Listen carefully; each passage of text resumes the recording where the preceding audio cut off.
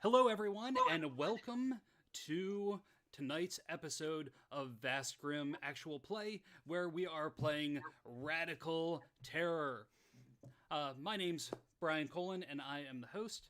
I'm also the lead creative on Vast Grimm. Uh, Tonight, this will be a bi-weekly actual play of the game. Vast Grimm is the first RPG published by Infinite Black, a brutal sci-fi horror setting where each member of this legion is trying to not only survive, but maybe they're going to try and save what's left of humanity. We'll see. It's compatible with Merkborg, and it uses the third-party license. You can find out more about it at vastgrimm.com, and the Pledge Manager is still open over on GameFound. We're going to skip the rules this time. You know, we just had our first episode. If you want to get into the rules, you can rewatch that or pick it up as we go because it's a rules-light game. I'm going to go into a quick recap of what happened last time, and then I'll have everybody introduce their characters again just so people get a feel for who everyone's playing. So this Legion, they were on their ship. It was a yacht hull named the Hollow Serenade, and it had just broken down not too far from the waste barges of Kalar. When it broke down, they managed to go to the waste barges, score a used part, but in the process, their friend and legionnaire Matisse managed to kind of pocket a small antique plastic bank of a small chubby boy holding some sort of sandwich on a plate, which was caught on camera by the shit king Saul of the waste barges of Kalar. And when he caught that, he had his goons bring the Legion to his throne room, where he confronted them, and rather than have Matisse lose a hand, they smashed open the container to find a little drive and sent them on a mission to pay back what they needed to pay back the debt that they owe him. When traveling to this unmapped planet, this place called Archon, that Kynes 57 put this little drive into the Emobot body and projected like some sort of android unit might do. They found a secret map that took them to this small planetoid where there's supposed to be a piece of a giant, bigger picture weapon that is believed to maybe be able to eradicate the worms that have infested the universe. While piloting, Cece did a pretty terrible job trying to navigate through this force field crack surrounding the planet. Dr. Z helped pull Cece out of the way and actually make it through. But then Matisse realized that there was somebody hanging on to the outside of the ship, a giant Salzarite creature that kind of hitched a ride. So Cece thought it would be best to try and corkscrew the ship and slam on the brakes to fling it off onto the ground of this planetoid, but rolled pretty terribly and crashed the ship into the ground. After only a little bit of damage, everybody got up, started making their way out aside from Matisse to fight off this giant Salzarite that was waking up from its little bit of space hibernation. After managing to put the beast down, the ship blew up just as Matisse was walking out after having pillaged some of everybody's personal belongings from the Legion out of their rooms. And as they celebrated the explosion of their ship, no way to get off of this little planetoid, they all took a little sip of the homebrew liquor that Matisse had been brewing on the ship, where they walked following this little map that Kynes 57 was projecting with a go here, blinky light to this giant metal arch between these two mountains with a big robotic eye in the center that scanned both Dr. Z and Kynes to reveal that this was where they needed to be and to reveal a secret passage inside the mountains. This is a strange metal planet. The surface itself is all very metal and intricate, and that is where we left off. You have not rested. You've spent most of your favors because, well, there was a lot of rolls that needed a little bit of love last game. Michael, will you tell everyone a little bit about Matisse, what they might know from last episode, and a little bit about your character, and then we'll go around the room before we get into the game. Of course. So my name is Michael. I play the role of Matisse Demarque. He is a twisted biochemist, a doctor and physician. Most of the group knows that he has a spotty past where he used to work for the hospitals within this particular area of the verse, but received heavy compensation after an accident, which forces him to wear a breathing apparatus.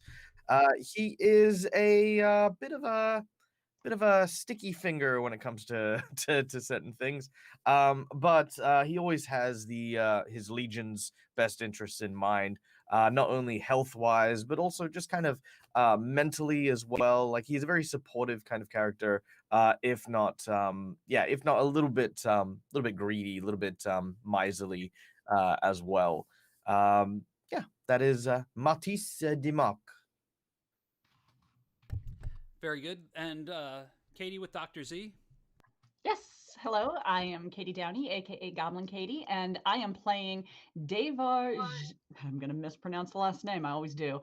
Zelshaburn, otherwise known as Dr. Z. She is kind of an older woman who's a bit grizzled. She walks with a limp. She's got an arthritic hip, and it causes her a little bit of pain.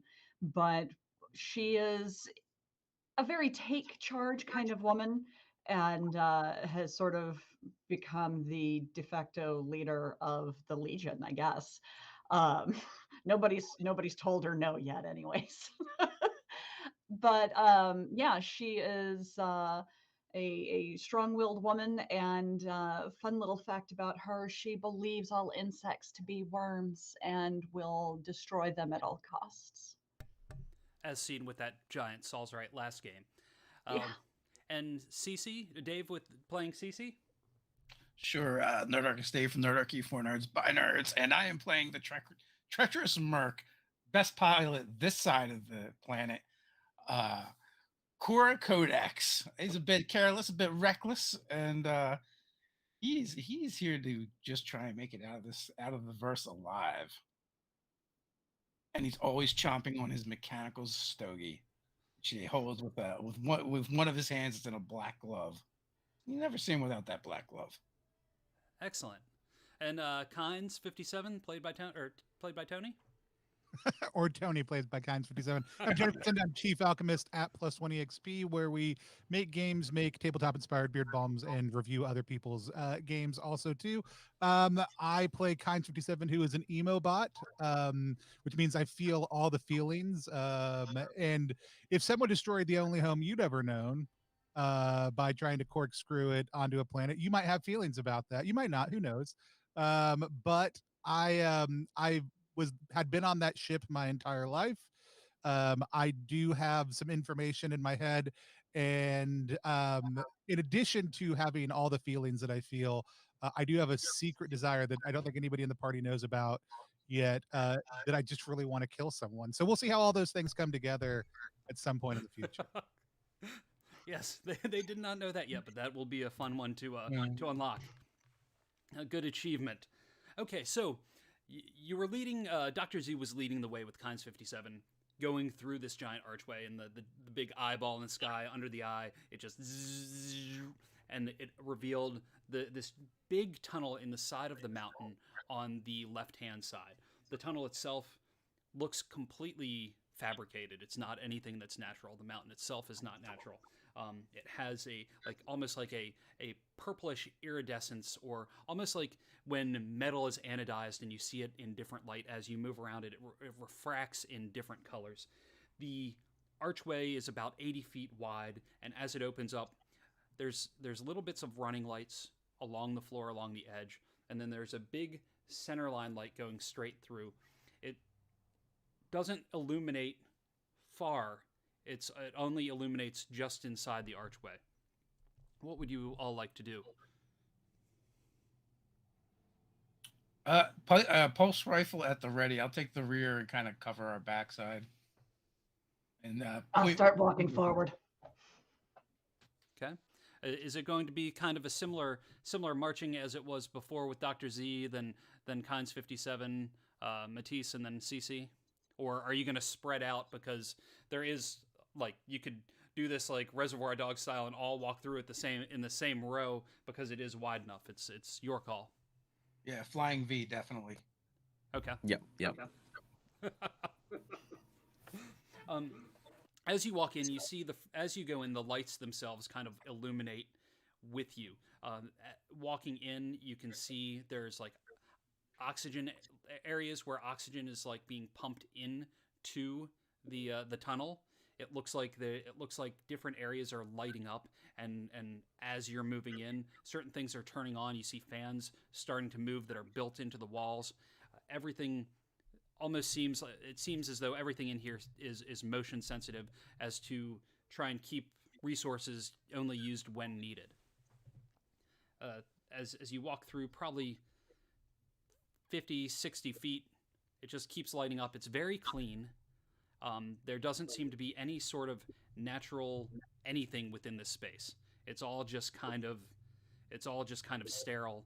And even before, where you had seen on the ground when the Salzarite was killed, and there's the grooves in the ground, almost like a circuit board, and the blood kind of went into it. Here, even the especially kinds you're noticing how I 100% was going to ask this question in character. If you had not told me how clean this place was, I was going to want to know. So I'm here for this. it's almost like it's cleaned on an hourly basis. Something or someone is coming in and really maintaining the heck out of at least this hall that you're in. Someone's showing off, obviously. Yes. Somebody wants your job. They can't have it. They don't even leave enough glitter behind. So are there any like access panels? As you're walking along, everything looks like it's like clean surfaces. Even the elements that are lit up and the parts that, like the fans and things like that, it's all like one surface. There's nothing extruding from it, nothing really inset. It's all just kind of flush against the walls. Anyone home? I think perhaps there is one way where we can perhaps get some attention. Matisse walks over. Matisse walks over to Kynes, and as he does, he sort of just gently grabs him by the shoulder and just shakes him a bit and lets some of the glitter fall onto the ground. And I want to see if there's any like droids or android or like little bots that just sort of come out and start cleaning up after him. Excellent. So a little bit of that, you start to shake him just after Dr. Z asked, is anyone home? And it sounded like Dr. Z said that a little bit loud, and it kind of reverberated through the tunnel, because this tunnel goes down maybe like 400 feet. And as it goes down and it kind of echoes, you see lights starting to show up further down the tunnel and starting to come your way. Looks like our host is making an appearance. I pull out my holdout broom and dustpan, and I just start sweeping up the glitter around me. As you start sweeping up, a little small, it's almost like a giant. Well, not small. It's bigger than a Roomba. It's a little more rectangular, and it kind of comes up almost pyramid-like and starts moving its way across the floor, and it's coming up towards Dr. Z, but starts to move past it, and then a little screen shows up on top with the head of a person probably in their mid-60s with kind of like side hair, bald on top, growing out to the sides and kind of bushy and curly. And it's hard to tell, but it looks like it's graying, even though it's like a one-color projection. And you hear, did someone say someone's home? Someone is home. We are here to clean up the mess. Please move out of the way. I kick this creature away from the mess. And you hear the little Roomba thing comes up and and gets scooted away as you kick it, and then tries to come back. A little broom like shoots out from its base with a little sweeper and trying to come at your feet. I'm gonna take some bleach off the cart and start to get ready to pour it over the top of this thing, unless anyone stops me. Kynes. Hold on. Kynes. What? I want to go over and just try and pick it up and set it back down upside down.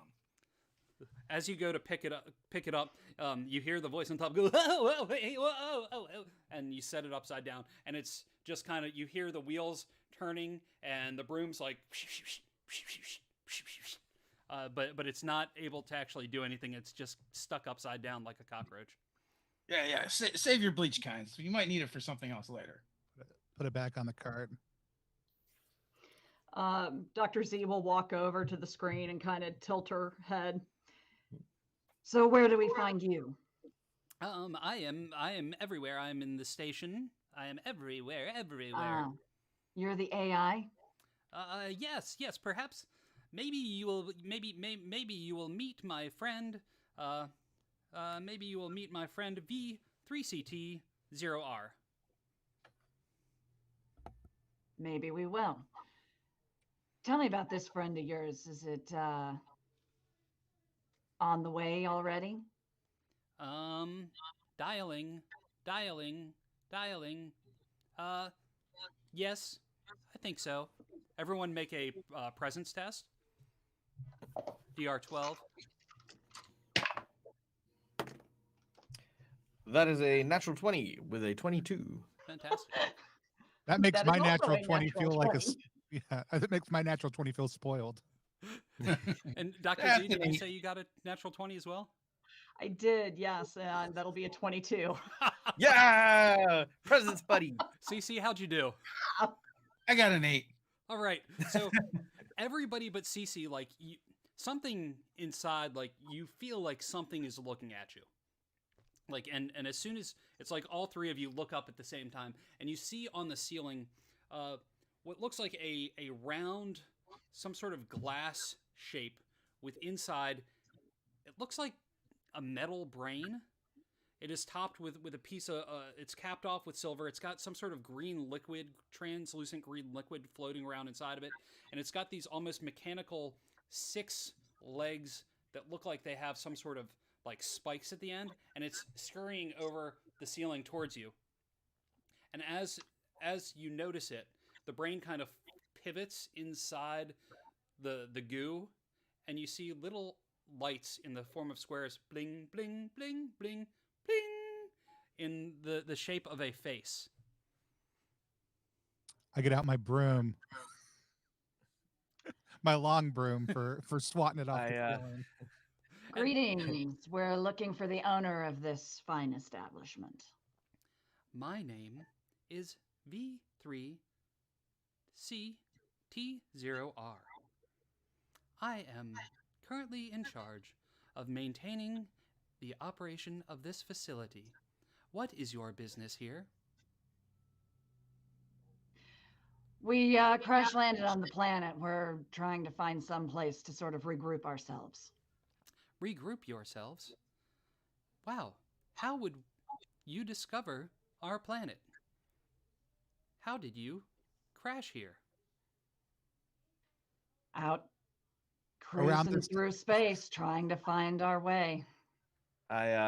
Matisse elbows CC and says, "It's looking at me, Ray." And I look. Is it looking at him?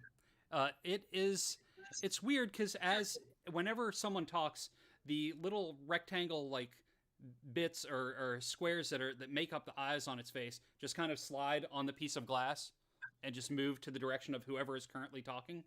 And the line just kind of almost moves like an equalizer across its mouth when it's talking.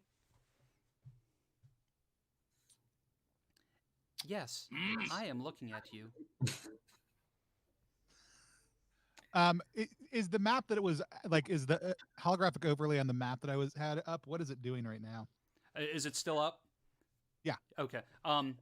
It shows that you are inside, like you see what looks like a big circular station almost. There is a long corridor that you're in. It opens up to a panel at the far end, and down just a little bit further there is a what looks like some sort of elevator pad with an arrow, and it has like a down arrow, and it's going doing doing doing doing. Kynes, why don't you shut that off?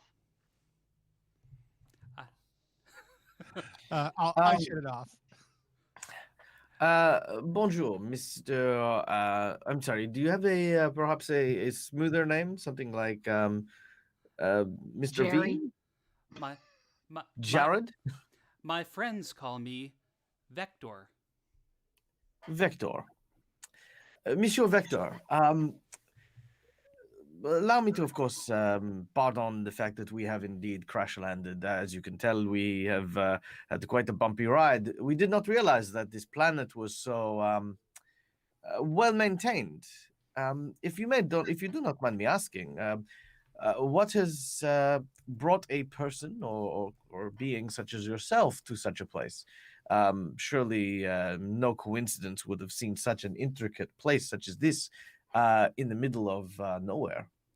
That is classified information. I should Ah. not. I should not tell you about the things that we have done here, unless you have direct orders. Do you have any sort of protocol or proof to show me that you should be informed as to what we have been working on?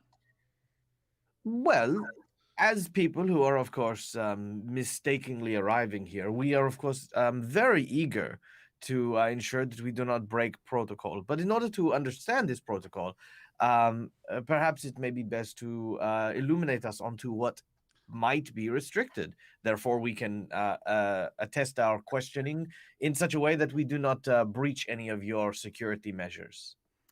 I see. Well, you must keep yourself.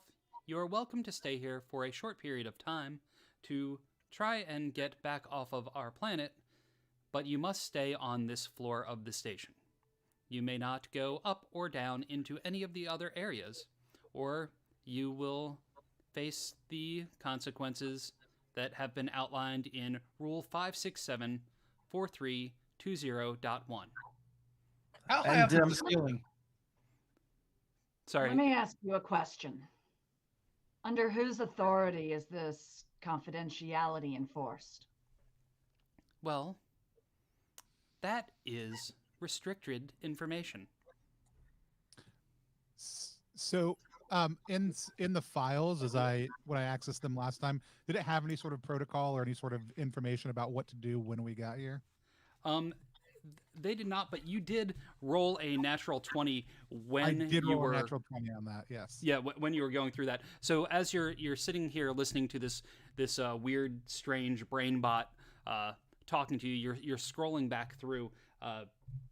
You know that you could easily spout off a couple of different protocols to this bot that would then make it believe that you are part of their group because you have that information in the files that were there. You also realize the protocol that he just spoke of is one that would eliminate any individual that was there. So you would be put in and used. The humans would be used for medical testing to facilitate the ongoing learning here at this facility. If you broke the protocol that he just mentioned. Cool. I've just been inching closer to him with a broom out. Isn't he on the ceiling? Yes, on the ceiling, and the ceiling it was an 80-foot wide width, and that's probably a good 40 feet up in the air. So he's pretty. That's not stopping Kynes mentally. Yeah.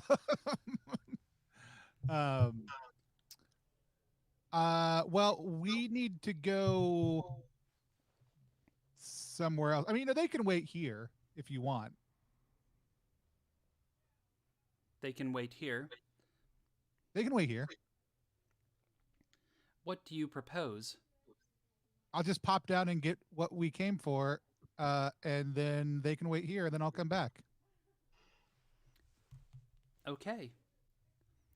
Tell me, why are you with them? You look like you are a cleaning bot, a service bot. I was assigned to the ship that they were on, but also was the one who received the instructions on how to come here and what we need. I see. Can you show me some sort of proof? I believe you had a map to this facility. Can you show me some sort of proof that you are deserving what you are here for? Yeah, I had a map of this facility. Well, anyone could get a map for the right price, perhaps. Could they? Could they? Could they? Perhaps not. It starts walking along the ceiling towards the other direction of the hall. Kynes, are you going to go alone? What's the rest of the? How's the rest of the group feel about this as it starts to walk away? Well, Matisse, Matisse looks to CC and Dr. Z. I don't know about you, but I don't necessarily feel entirely comfortable allowing the giant spider robot to lure us deeper into this facility. But of course, I also don't feel as comfortable allowing Kinds to to potentially also get I don't know, hacked or something while he's in there. I think if we can, the group should stay together. it did say we have free reign of this floor, right? We Perhaps we should take advantage of that and see what's on this floor, and then weigh our options. Kynes, as you hear CC say that, you know, like, after downloading all the files, you have a good understanding of the layout of this floor and realize that the majority of this floor was used for housing at some point of a large staff of people. Okay. There should be plenty of rooms to explore and to get comfortable in up ahead, but I don't know that there's anything else that can particularly help us get off the planet. We need to find some kind of access port to this place. A little bit of a laydown would actually do me wonders. Trebian, let us take some rest then as we prepare. Monsieur Vector, quick question. I don't suppose there is I mean, perhaps a garage or like some vehicles that may perhaps allow us to explore the planet. Maybe see if we can find tools and necessary parts to be able to evacuate or at least send out the distress signal. There will be no need to send out a distress signal to this facility. There is one ship on the upper level of this facility that is no longer in use. Perhaps there is something you have that might be of value to trade for us. But you said you needed rest. Maybe you should do that first. Yes, we will talk about this after we have had a small sleep. Thank you again, Monsieur. I'm going to I'll follow Kinds as they're going as far as they can, and then As you start walking down the hallway, after another like 30 feet, you see a door that just didn't really appear like it was part of the hallway at all, just kind of zzz, and open up on the left-hand side. Lights light up inside there, like a cool breeze starts to flow out from that room, and you can, as you're walking towards it, you can kind of glance in and see that it looks almost like it's got a bunch of multiple single beds in the room that look like some sort of barracks. Does it look as clean as the rest of the facility? It does not. Like, from in there, I mean, it doesn't look like there's trash or anything all over the place, but it does not look like it's cleaned on a regular basis. I want to not go in, but like kind of lean against the door jamb, so I'm kind of like inside the doorway, and I want to look in and around the room to see if there's actually like any kind of access panels or mechanisms to open and close this hatch. Yeah, as you're leaning up against it, you can see that there's like a normal like keypad on the inside of this room to open the door to get back into the hall. And it also looks like there is a doorway in the middle of the northern wall to go into some other room from within there. Hey, Vector. Yes? What happened to the other biological inhabitants of this facility? The facility was compromised. They had to be exterminated. I see. What compromised the facility, if you don't mind me asking? The same thing that has compromised the majority of the universe. Uh, Bloody worms. Yes. um, Scanning. Speaking of, perhaps we should scan all of you. Are any of you carrying the worms? no. At least I'm not. Not that I've checked, but I wouldn't mind a scan. Like, if it's in me, I want to know. Very good. I will set that up. Perhaps all of you can go in here, and I shall return with a body. I'm sorry. Perhaps you can all go and wait and rest in here, and I will return shortly. Wait, no. Did he just say he would The first return with a time was body? different. This is okay. Good. I'm just concerned. Is on. All right. Well, do not worry, Mr. Vector. We will remain here. Just one final small little thing here. You say that the previous inhabitants were occupied by worms. Obviously, biological scans and readings would obviously include the worms in terms of the expulsion of said organic matter. There's no there's no giant underground facility filled with worms and monsters and horrible toothy bitey things. What is contained on the lower levels of this facility are off limits and restricted. I cannot tell you what's on those. Thank you, I Vector. said that before. You have. I apologize. Yes, we will. Well, like again, please. We will prepare for the scan. Au revoir. I kind of panically grab Dr. Z and start shaking. There are monsters downstairs. There are monsters downstairs. This lunatic freaking robot has monsters downstairs. Easy, Doc, easy. I can't do this again. Not. It's Alpha Fryon all over again. Is Vector gone? Yes, Vector scurries out and the door and just kind of goes down the hall. You see the lights don't light up again as it works its way down the ceiling to the end of the hall, and it just kind of fades to darkness back there. We've got a problem. We've got several problems. The ship is crashed. Super weapon is being protected by a potentially homicidal giant robot. There might be monsters downstairs, and the only way to evacuate is by taking the sole elevator controlled by the electronics of said psychopathic robot upstairs to the top floor, where there is a ship that may or may not be able to be piloted by the world's most ludicrous pilot in order to try and get us to safety. Have I missed anything? Oh, I do have, however, a jar of booze. That is the highlight of my day.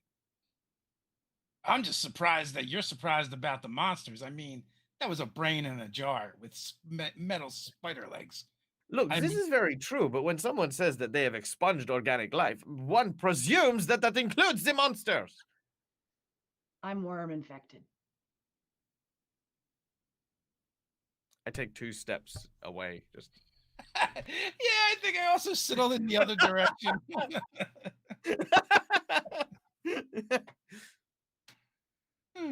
This is something you should have told us before. It never came up. All right, so that scan's going to go very poorly for you. Yeah. You're a doctor. Can't you get it out of you? Can I get it out of her? Well, you could definitely try. Okay. If I had the necessary ingredients, yeah, I could. However, I haven't been able to get my hands on them.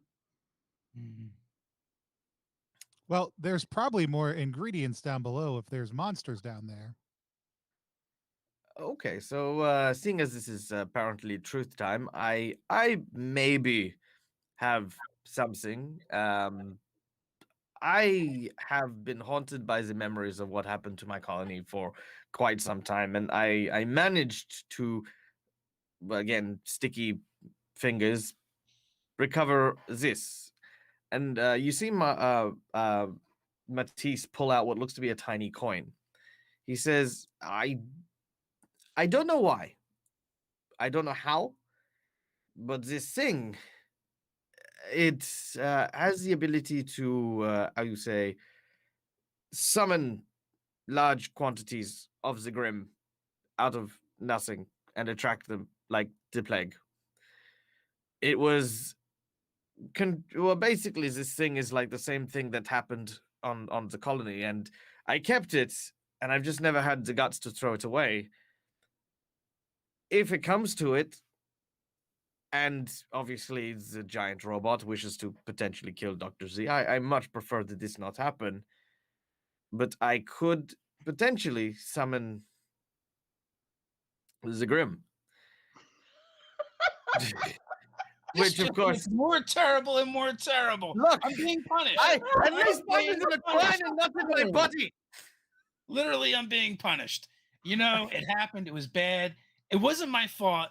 And ever since then, I've been punished. What was it? You Your guys fault? are punishment.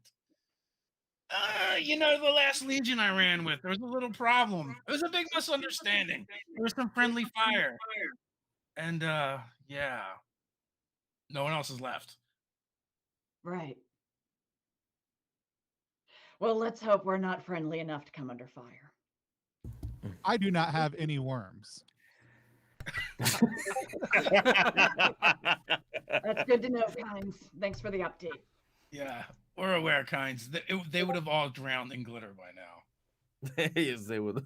It turns out he's just infested with these microscopic, very, very iridescent worms, like billions of Glitter them. worms. And it's never been glitter. Not once. Glitter worms the whole time. Yeah. Okay, so all right, so revelations here. We have CC, who potentially wiped out his previous Legion.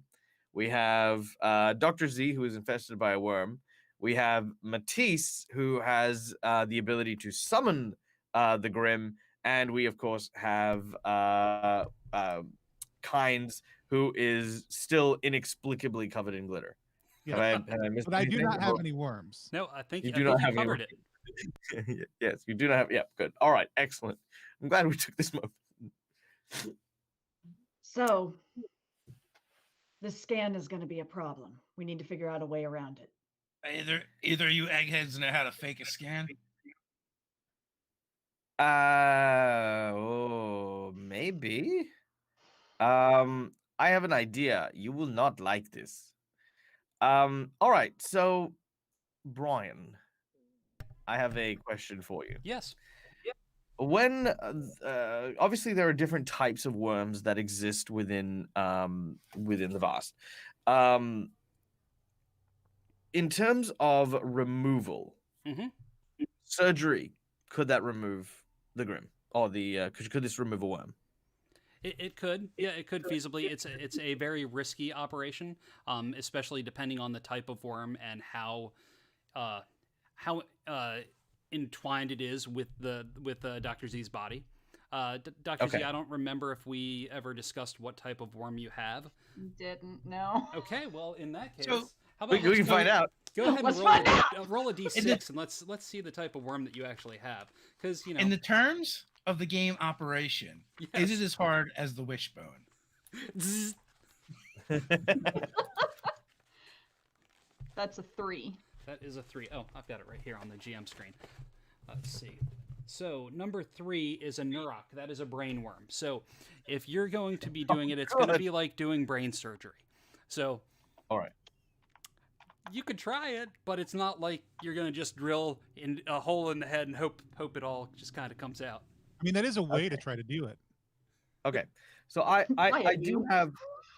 have a number of things that potentially could undergo brain surgery. But before I pitch this as an idea in character, I would like to use my my tinker ability Mhm. to create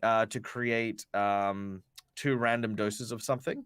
Okay. If so- that is okay. Okay, so you did that right before getting off the ship last time. So Oh, I like, didn't do it. That I was did. Oh, yeah. just I you? did. Okay. yeah, I didn't do it. Okay, Yeah. go for it.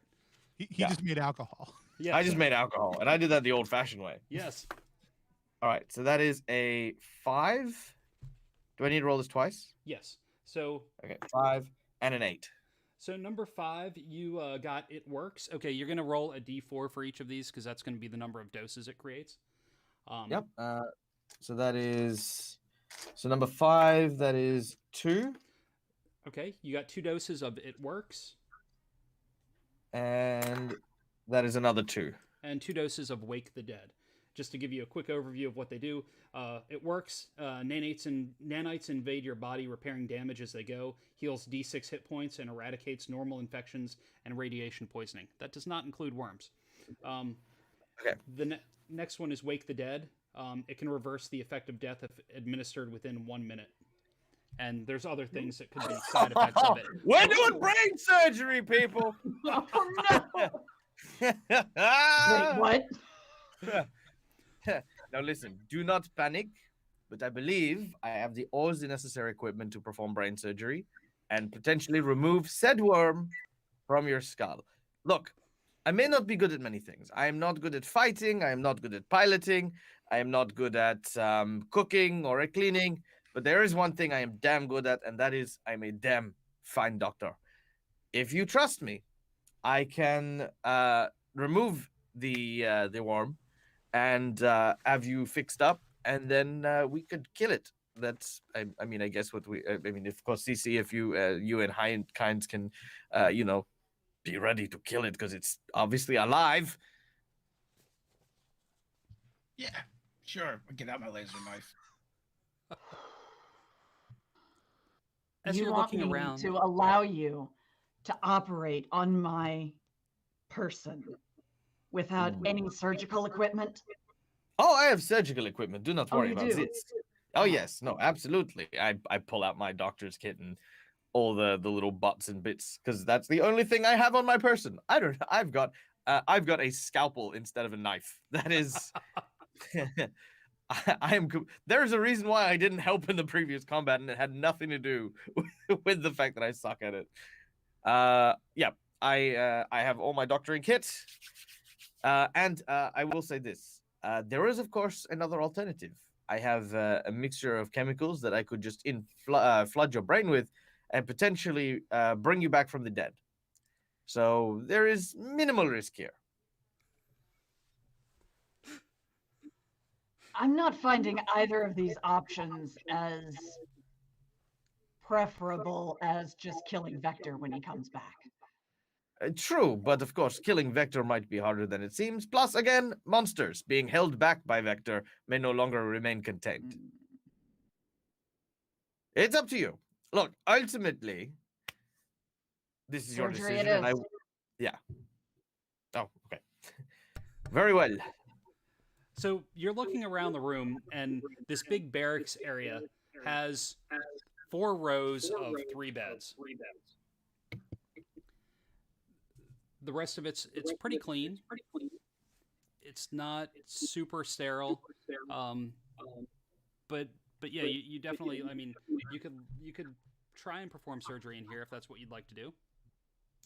Yes, I would. I'm going to clear off, some of the beds, try and find the cleanest sheets, etc. I mean, obviously, I can't hermetically seal the room and the like. But being brain surgery, I do inform my patient that unfortunately anesthetics are not an option. I will, however, also You need want to. to do brain surgery on me without anesthesia? Well, I mean, well, you kind of need to. Okay, so I mean, you do have a liter of high grain alcohol with you. I do have alcohol. That is perfectly fine. That's going to make me bleed faster. That's true, but there's not much blood in the brain. At least not if I'm doing my job right. I'm a doctor too, you know. Yes, but you can't operate on your own brain. Yeah, but I know there's a lot of blood that flows into the brain. It does, as long as I do not cut your major arteries, which is not my intention. That's so reassuring. Plus, we have these, and I rattle a bottle of tiny bots. These will be doing most of the work anyway. I don't really have a choice here. Just yeah, don't scar my face, okay? I would be as respectful as possible. Thanks. Says the man in like this big respirator mask. Like, do not worry, your face will be fine. If you do scar it, make it a good scar. And she prepares and lays down on the table. All right. Okay. So, Michael, tell me a little bit about what Matisse is doing, and then we will figure out the best difficulty rating for this role. No. Okay. So, so here's what Matisse is doing. Specifically, as they lie down on the bed, Matisse is going to ask Heinz for some from assistance.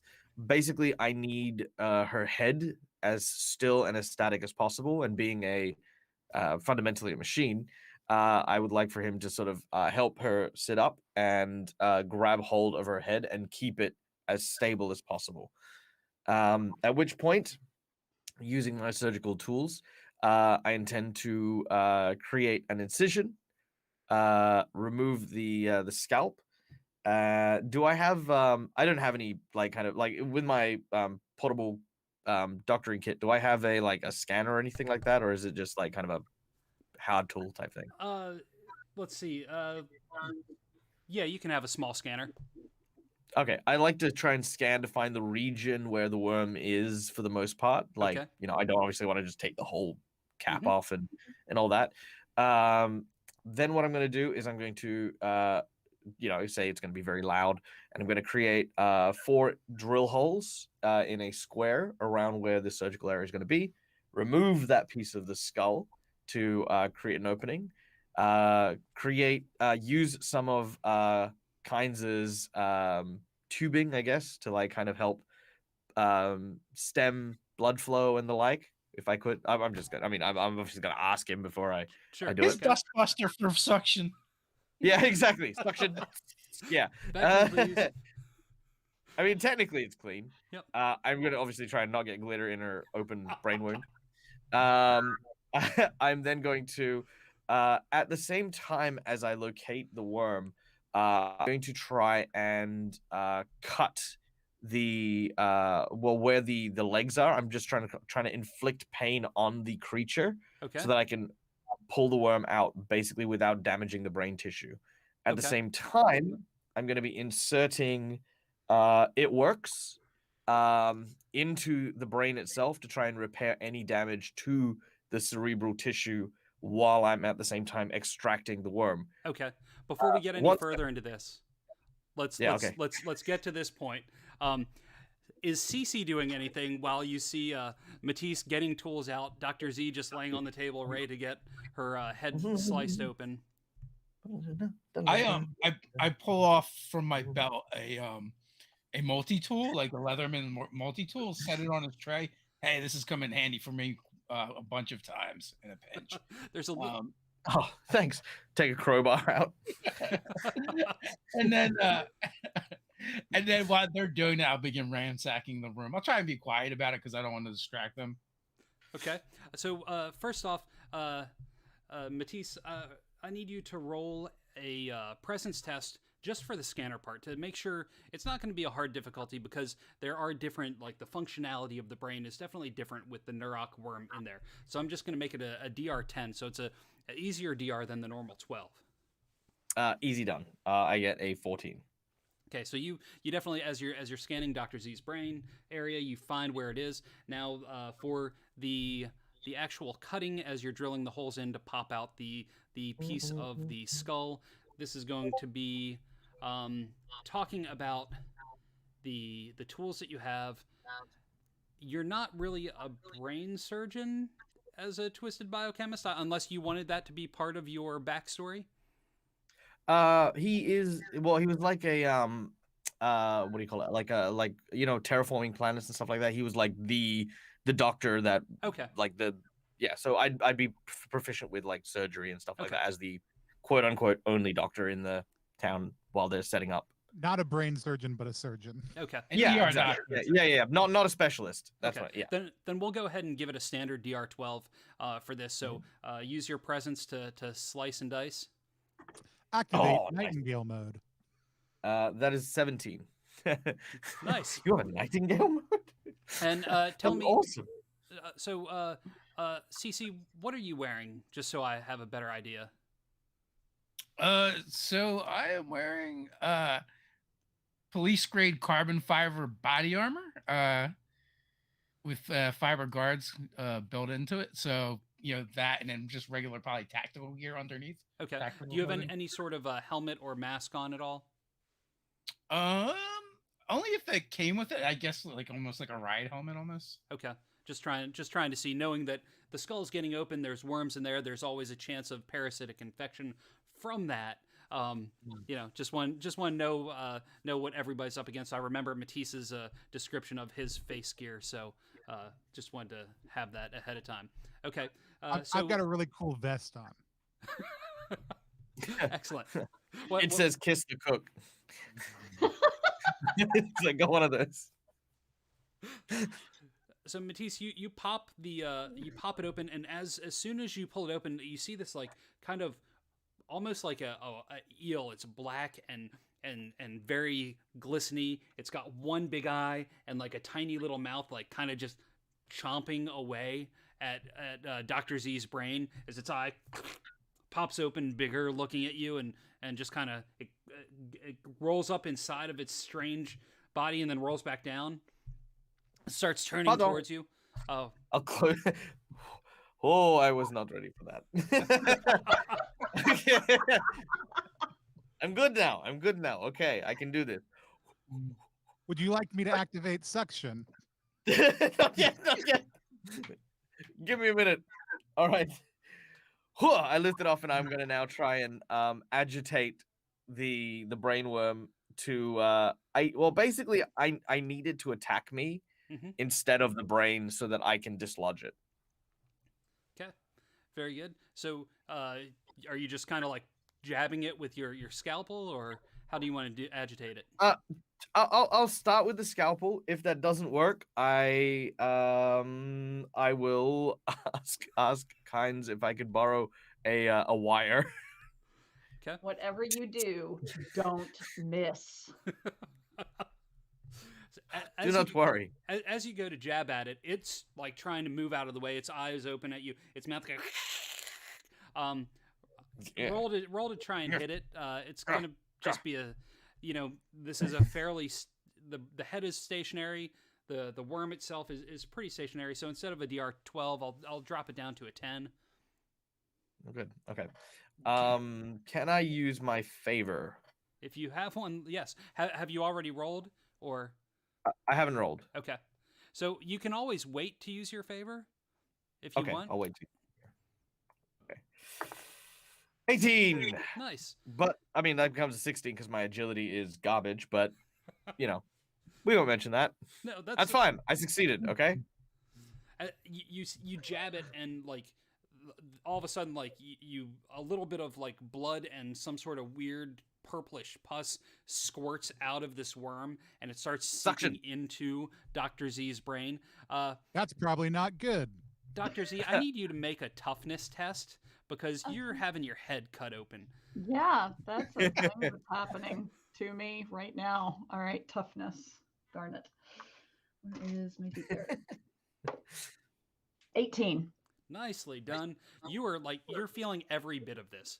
Like it's awful, and it's gonna leave a lasting impression on you for years to come as you're feeling. You can hearing the cutting happening, feeling the as the skull popped away from the moisture inside your head, and then this something squirming around inside your brain. Like you felt like you needed to scratch under your skull for a little bit now, but now it's like it's really going on. Okay. So you jabbed it. It's still kind of alive. It's like wiggling and festering on the scalpel. All right. I'm gonna. So basically now, I'm gonna yell out to Kynes, suction, and I'm gonna try and suck up the pus as best I can and the goo, and then I'm gonna try and again hoping that it's now kind of attacking the scalpel. I'm gonna now get my hand and grab hold of like the base of behind where the eyeball is, with between my thumb and my index finger, and I'm gonna try and slide it out of the of her brain. Excellent. Activating Suckbuster. No. Dial a little bit. Dial it down a tiny bit. Nice. Activating Suckbuster on low power. Thank you. As little bits of blood and goo start getting sucked up, as you grab behind its head, roll an agility test to try and grab it. God damn it. Okay. You've got a lot going All on right. right now. that is a 12. Excellent. You grab it, manage to grab it behind its head. It's going to try to like whip around to try and bite you on your thumb. Roll another agility test to see if you can avoid it. No. That is a 6. Okay. You are bitten. Roll a D2 for damage. 2. And do you have any armor? I can't recall. I do, but it's hermetically sealed armor, so it's not like well, what do you call it? It's tier 1. Okay. So that's Oh no, still, tier 2, sorry. That's still it should be let's see. Where's your character? Okay, so roll a D4 Yeah, tier 2 carbon fiber. to see how much you absorb of that damage that you just took. Okay. I absorb 2. Okay, so it bites and it's almost breaking through. You can feel its tiny little nasty teeth trying to break through, but it hasn't quite made it yet. As you're doing that, you hear the door open up, and CC, you see, like, as the door opens up, this giant kind of mech of a robot, easily 10 feet tall, kind of loom in and look in. It's very flat on top. It's got one big, like pincher on the side. The other one, it's hard to tell what's on the other arm, but sitting on top of it is that brain creature where it's got like the legs kind of anchored in and clutched into this big mech suit. Hello. I said I would come back with a body. Don't you knock? I'm screaming. I'm just screaming. I'm focusing. I'm gonna try and finish ripping this thing out. Okay. As you're ripping that out, CC and Kynes, do you do anything in response to this big robot at the door? Yeah, I kind of interpose myself between them and the robot. Okay. Like trying to obscure their view, but I don't think it's going to actually work because of how strong the robot is. What's up? Yeah. I'm just imagining this is like, one of those old 90s cartoons where he's like, hey, what's up? And this giant black tendril like Yes. just in the background. Hey, Vector, how's it hanging? What's going on? It's been a while. What is happening inside of this room? Doctor, do you still need assistance? Just some minor surgery. I'm okay. I'm fine. So you pulled it out. Dr. Z is getting a vasectomy from Dr. Matisse. Interesting.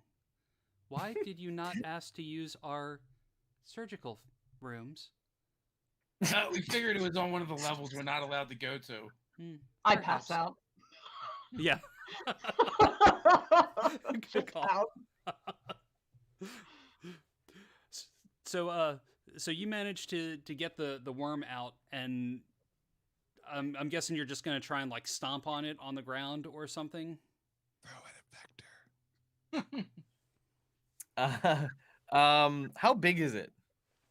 Once you pull it out, it hasn't been in Dr. Z for that long, so it's like once like you pull it and like kind of keep wrapping it out, the Nurok worms are thinner and flatter, so it's probably a good like 4 feet long, but it's not very. It's not like it looked like it was thick when you were trying to jab it and pull it away from the brain, but once it came off of the brain, it was more like a almost tapeworm like in the thickness of the nasty worm.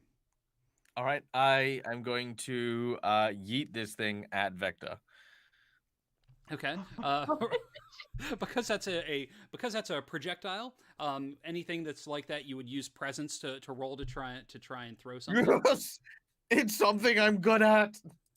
Wait, when he goes to do that, is there any way I can try and crack the glass? Of like the tank on Vector's face. Why? Yeah. Sure. Actually, here, okay. Because all of this is happening, how about you all roll initiative, your own individual initiative, of course, except for Dr. Z, because Dr. Z is passed out. For anybody at home, At the worst initiative is- possible time. Yes. Well, you shouldn't be passed out during brain surgery.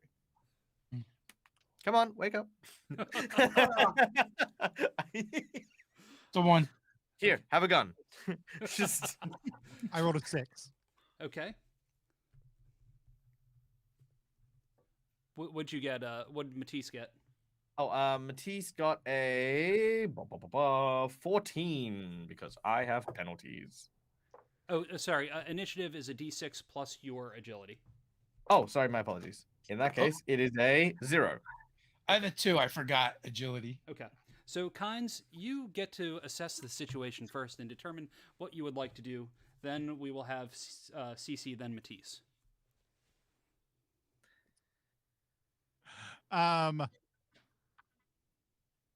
taking off this, and he's looming kind of in the doorway. Is that correct? Yes, it's like his giant bulking like mech of a body is kind of taking up the whole doorway, almost like his head's kind of poked in just a little bit.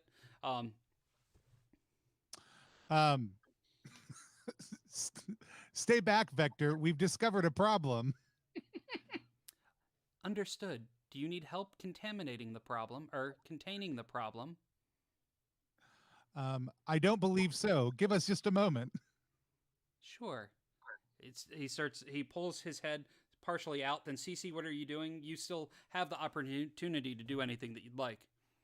Yeah, if there's a way to create a space, but in one of the seams of the tank, I want to make it so the worm can get in there. Okay. So you're gonna try and blast a hole in the glass of the of Vector? Yeah, I'll grab my tactical knife and use the hilt to just try and crack it. Okay. So you're gonna grab that, run up, and just kind of smack it on the glass. Yeah. Okay. Excellent. Go ahead and roll. That's going to be a strength to hit since it's a melee combat. So roll a d20 plus your strength modifier. That's a 19. Nice. You run up, smack the glass, roll the damage. The tactical knife on that end, because you're not using the pointy end of the knife, right? Mm-hmm. I think it's just going to be a d2. All right. Let me see. That's a 2. That is a 2, and let me see if his suit absorbs any of it. You go and hit that glass hard, and then you realize it's not actually glass. It's some sort of super strong plexi, some sort of thing that's pretty shatterproof, and it just kind of reverberates in your hand as you feel it kind of creeping down into your bone a little bit. Matisse, you see this? It's not just glass.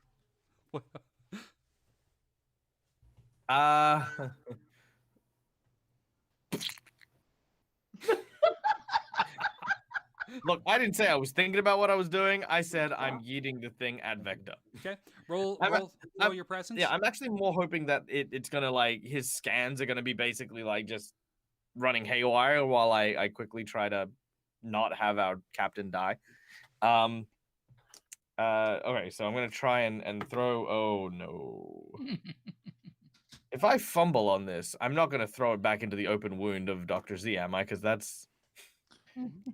I don't know. Let's see. How about you roll Other person standing over there. Nerd throw. Huh. Dang it! I just got that out. How about we consult the Use fumble your chart favor and on the re-roll GM it. screen? Would you roll a d12? Okay, I guess. All the times to freaking. I mean, you also might smack CC in the back of the head. That's what. Yeah, I think Yep. that's a. That's true. That's true. All right, that is a solid 12. Solid 12. You gotta whip around and it just keeps going and circles back in your mouth. Oh, you got the mask. So on, not only did you miss, but you were throwing with one hand and you had the scalpel in your other hand, and you just kind of went into it, and not only did you miss, but the scalpel somehow it hit into your armor and hit a very vital part, reducing it down one armor tier. I go down an armor tier. You go down an armor tier, but you did not hit CC, and it did not land back in Dr. Z's brain. And you didn't accidentally throw her scalp instead. That's true. All of a sudden, you just hear this coming out of my hermetically sealed armor. It's just, oh, that is not good. And you see this worm like moving slowly, trying to go in between the legs of the giant robot. Okay, good. I feel terrible. But my mind only goes to, oh, I've cut a hole in my armor, have I? The worm just sort of. Oh no! Is that a worm in your pants? Yeah. What was that movie with Ryan Reynolds in it? Life. It reminded me of that movie. Crazy. All right. So, yeah, that's all I guess I really do. I just want to throw that out there, and then I'm gonna, after now the worm is gone, I'm going to focus on Dr. Z now. You threw the worm, and you see Vector step back and reach down and use its big pincher to and pick up the worm. It steps back from the door, and you hear the door shut as Vector steps out into the hall, and then you hear it. And then that big claw was oddly precise. Anybody else see that? It just picked it right up. Yep. You saw it, and it was squirming at the end, but it was not being crushed. I mean, have you ever played one of those crane games at the carnival? It's impossible to pick anything up on one of those things. And that was big and bulky, and it's just like nothing. Yes, no, this was rather impressive. If only he could do brain surgery. I'm going to go over and open the door. You go over to open the door, and where the normal open button is, a scrolling word comes up: access denied. Access denied. Cool. Great. Cool. Is it just it's just a singular button? It is. Vector? Yes. I need to speak to you. Okay. Do you have a communication adapter that you can plug into the wall? If you take the panel that is hard to see right below the open button and slide it down, you can plug in and we can communicate there. Your friends lied to me. Do what? Your friends lied to me. I just want to point out, I never said I didn't have a worm. Before I plug into the wall, I say activate subterfuge mode. The question is he subterfuging Vector or us? I plug in. I don't know what happened. I was unaware that there were any worms among us. We were trying to remove it. I don't know why one of them hit you also, but he's the same one who destroyed my forever home. Oh, no.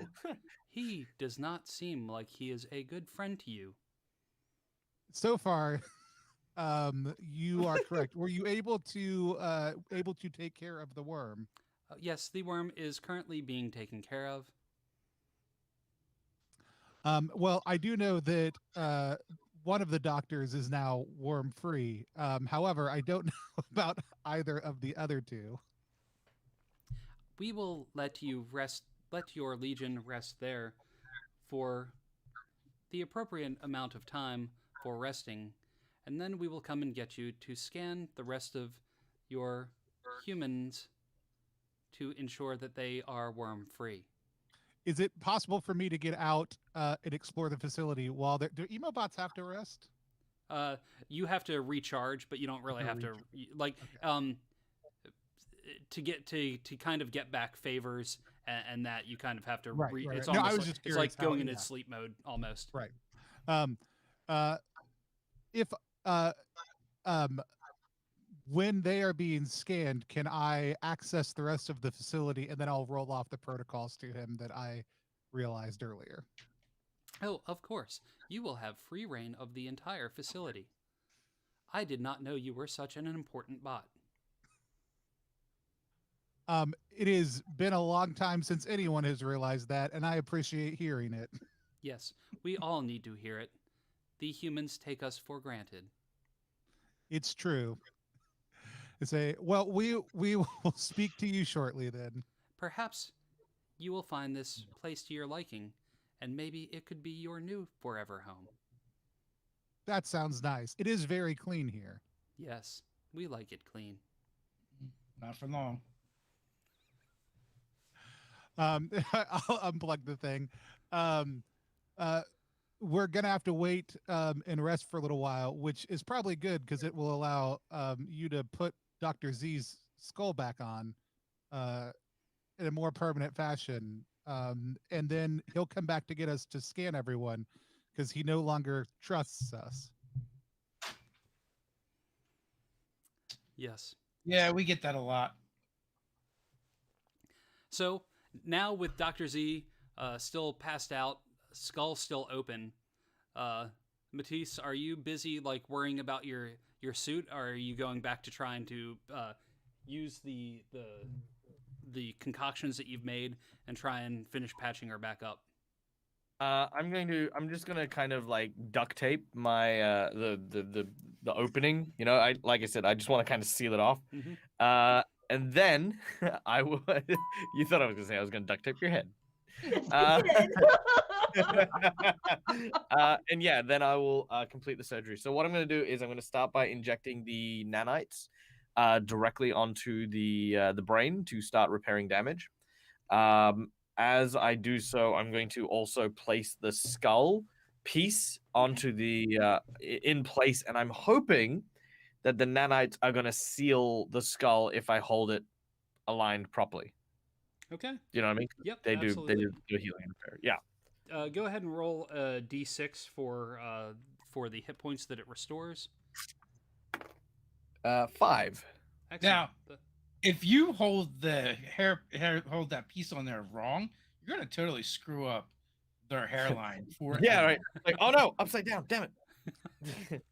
Damn my it's not perfect going square. back together. Why do right. I have this giant cowlick now? If you hold it on really wrong, your fingers will get fused to the. Perfect. Yeah. Uh-oh. So you managed to do that, and as it's fusing, Dr. Z, you're because of the nanites, you're waking up, feeling a little groggy, but feeling much better than you have been for the past few days.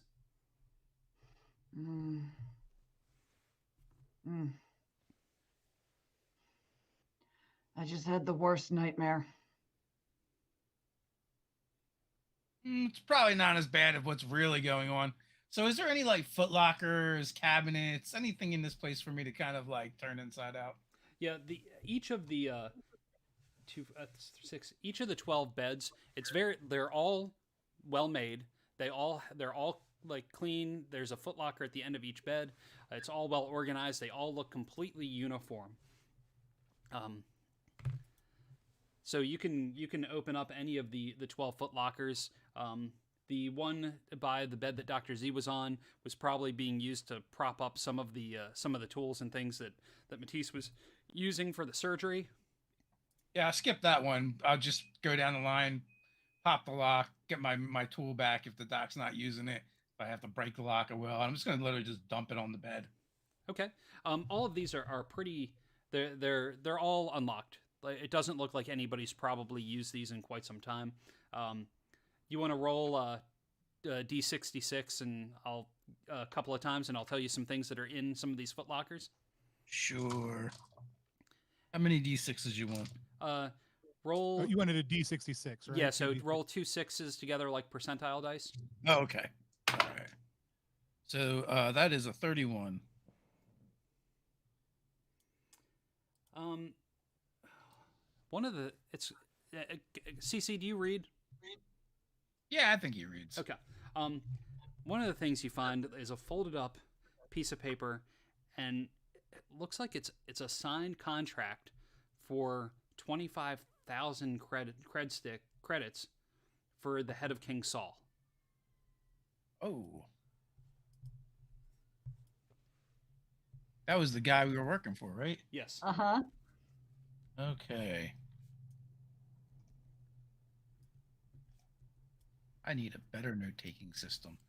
I'm writing this down too, so hopefully I'll be able to put that in the notes. All right.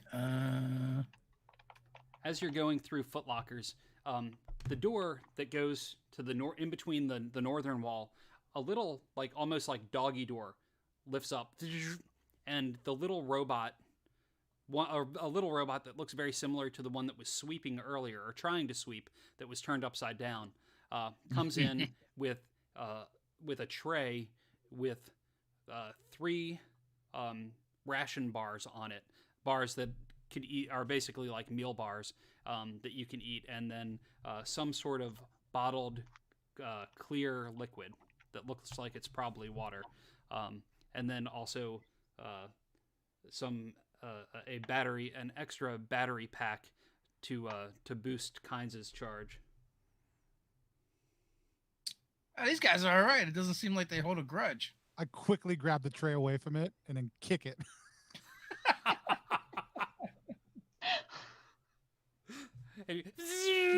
And it scurries across the floor, hitting against the wall. After it regains itself, it and goes back out the door. This robot on robot crime is just terrible in this place. Mm. I like gently rearrange things on the tray until they're to my satisfaction, and then hand everything out. Covered in glitter. It adds to the flavor.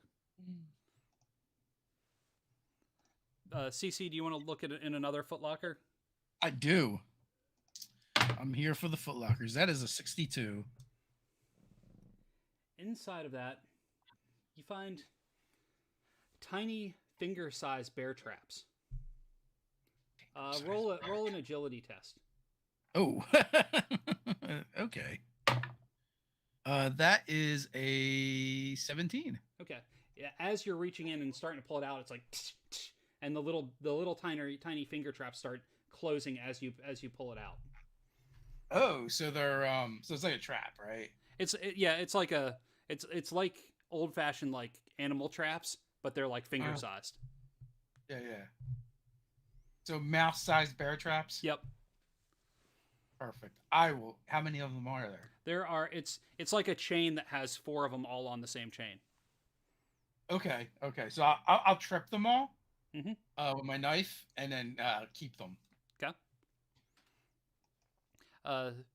Is anybody eating the bars that Kynes is passing out? I am not. Can I maybe scan them and like see if there's like, I don't know, anything wrong with them? Sure. Roll a presence test and let me know what you get. That is a 13. Yeah. As far as you can tell, they look like pretty standard like ration bars. It's not anything fancy, but it is nutrients, and it would keep you full and give you some of the food that you would need to restore hit points for after resting. All right. I know it's not as good as what I typically make on the ship, but please try to enjoy it. I pull out my tube of space food and I squirt that in my mouth. Awesome. All right, I will. Yeah, I'll eat the nutrients bar. Not that I, yeah. I'm just gonna. Okay. Dr. Z has no appetite right now. Yeah. I'll just take my bar and put it in my pocket. I will say tell Dr. Z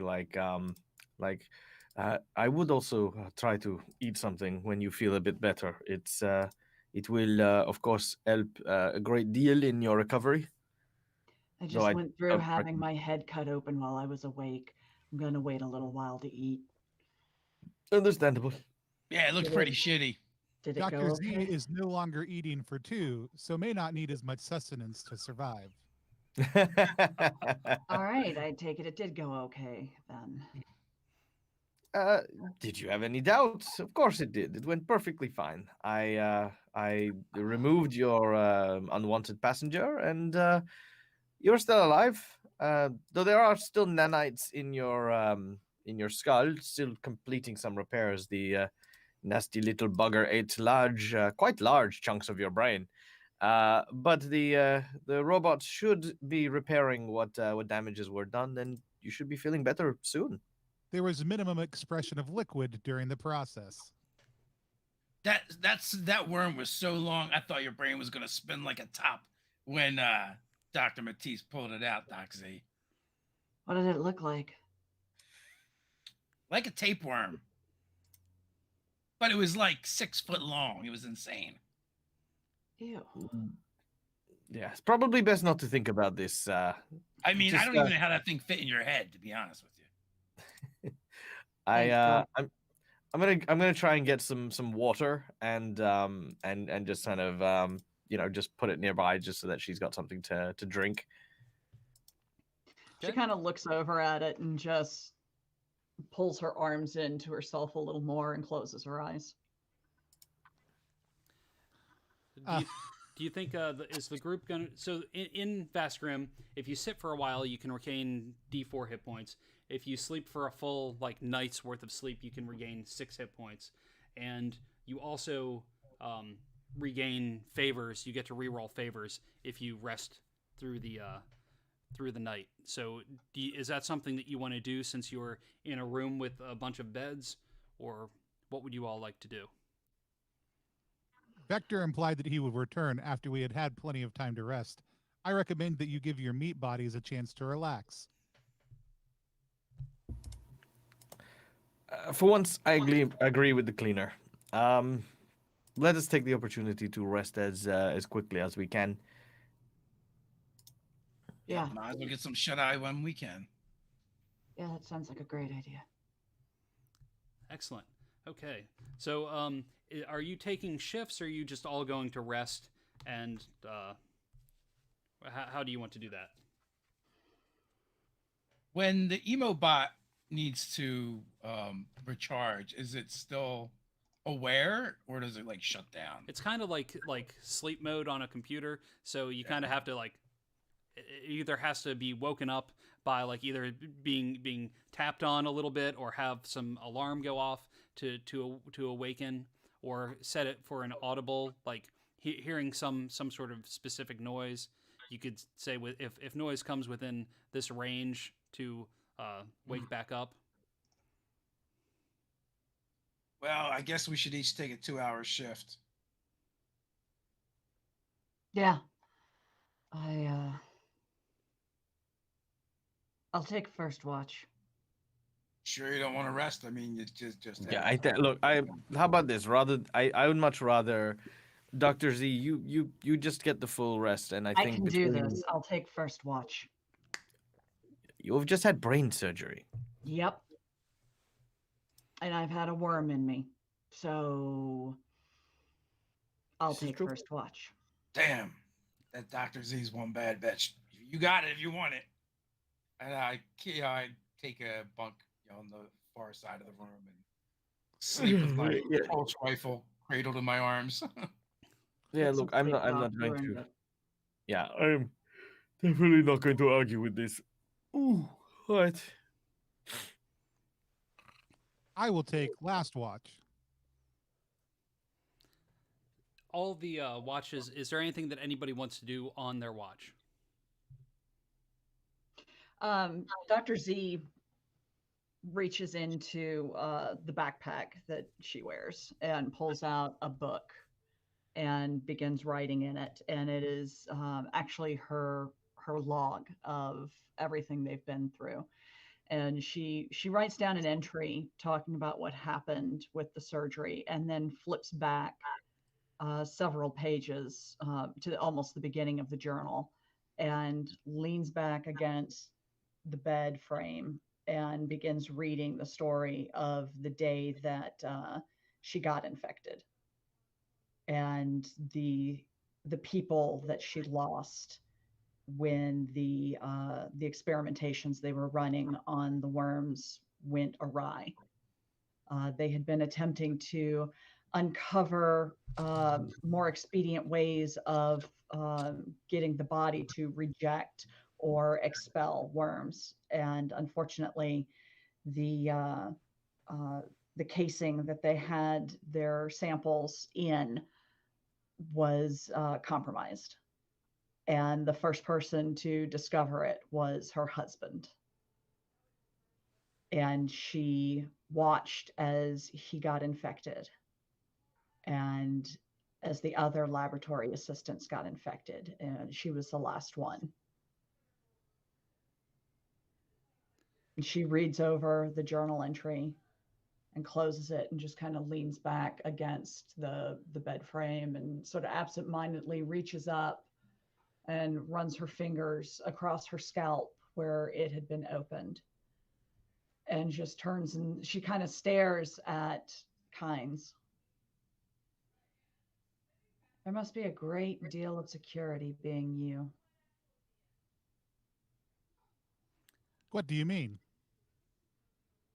Not having to worry about certain things, biological functions, biological weaknesses.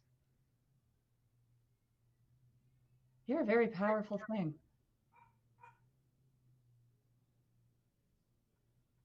I don't know any other way. Just kind of makes me think we're underestimating you. Sleep mode engaged. Savage. Right. And she goes back to sitting up, just watching the door. Okay. Nothing seems to happen on anyone's shift at all. That as your shift, Dr. Z's shift, was the first, or it was the first one, correct? I got lost in the Yes, shift. yes. Okay. Yes. Lost in the sauce. Nothing seems to happen on anyone else's shift. On the last shift, towards the very end, the flap opens again. The little doggy door opens again. Oh, Kynes, you were going to take the last shift, Yeah. correct? Can I, when I wake up, can I plug in and see if I can hail Victor Yes. or Vector? You plug in, and Vector comes online. Well, hello, and good day. Vector, everyone else is still sleeping, but I'd like to get out and walk around for a little while. Will you please open the door? Yes. And the door just opens up. Please make your way out of the room. I'm gonna go find that elevator. Okay. You walk down the hall to the end of the hall where the light first lit up down at the end, and you see a definite change in the ground where it was nice, like even though it's still metal, there's a ridge around the floor. It's almost the full width of the 80-foot corridor. It's a big square cargo elevator. There are rails along the side, but the front is completely open, so like you could drive a loading truck or something like that onto here to be able to then go down to the level below. There is a control switch on the handrail on the left-hand side. It's just basic, easy up and down buttons, and it only has one floor below indicated on the buttons. If I pull up the map once I'm in the elevator, does that jive with what I'm seeing? Yes. Mm-hmm. Okay. Yeah, I'll go down to the floor below. And the hall continued on past where you got on the elevator. It looked like it probably opened up into a bigger room. Yeah. When the elevator goes down, actually before you start going down that, everybody roll a presence test and let me know what you get. CC, Matisse, and Dr. Z. Just as the door opens and as you're leaving, I want to see if it ended up stirring anyone. Sure. 21. 12. 9. Matisse, as you wake up to see Kynes walking out the door into the hall. And the door is slowly starting to close behind Kynes. Matisse takes note of it, but doesn't stop. He kind of has, from this point on, he kind of has a more restless sleep. He thinks about how Kynes had helped him during the surgery, but, you know, it's always a very strange matter when being a doctor, you know, you see a lot of stuff like surgery and blood and guts and stuff like that. But it's another thing to work with someone who expresses no emotion, no connection to the patient. Like, you know, again, we view Kynes in a lot of ways as a cleaning robot, but definitely at this moment, like, it's not like, you know, Kynes has been given an order to go out and patrol or go out and investigate. It's kind of that almost like the whole waking of, like, what is Kynes and what could Kynes be capable of? So being the paranoid person that Matisse is like, oh, Kynes is going for a walk. Very good. Kynes, as the elevator goes down a floor, you see the side walls. It's all metal along the sides, but it's strange because as you're going down, there are things scrawled on the walls where the rest of this facility is clean. There are things like help us, things like everyone has been infected, things like that, like spray painted on the walls of the interior of the walls. Because this is an open freight elevator, things could be done on that while still moving, and it looks all hastily done as you work your way down to the second floor. There are the lights inside of the elevator are kind of flickering and not very bright. The elevator floor itself is clean, and it opens up. When you get down to the second floor, it's open on both sides, on the front and back, but there are walls on the right and left.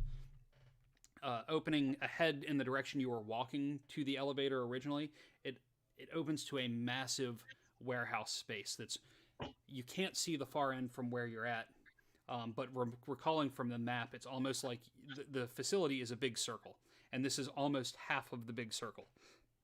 And in there, you can see large machinery, huge things that had to be used for fabrication and making whatever piece it is that you all are looking for. This half of the building is probably the facility where it was actually manufactured. Cool. My goal is to do this as quickly as possible, and we actually don't have to.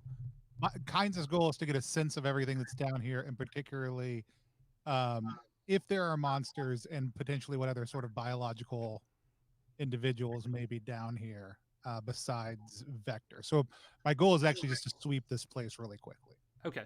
So everything down here, it doesn't seem like there's any sort of movement at all.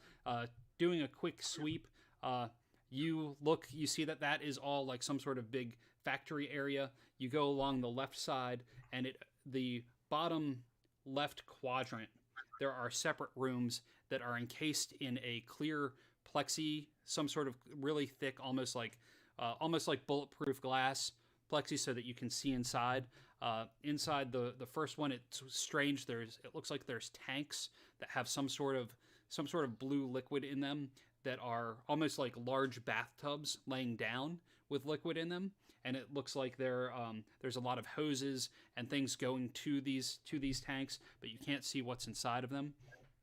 And then beside that, there's another room that's a larger square area where it does have the similar glass on the outside, but inside it has round tanks that are more cylindrical, and inside of those you can easily see at least 7 large cylindrical tubes, and there are definitely some sort of worms inside of those, and larger worms, like larger than human-sized worms.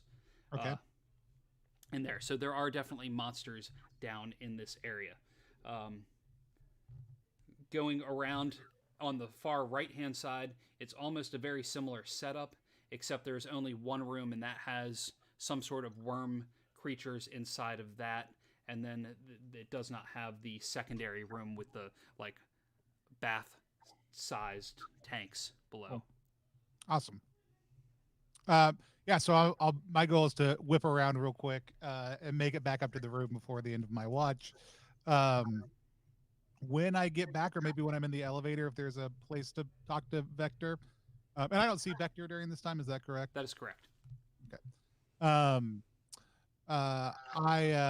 Do I find out where whatever we're here to get when I turn on the map? Am I able to ascertain what the location of that thing specifically is? It looked like it was somewhere in the big area that was the manufacturing, or the big facility part, but you didn't go up to that specific spot. That's fine. Yeah, so I basically want to get back up and get resettled before everybody wakes up. Okay.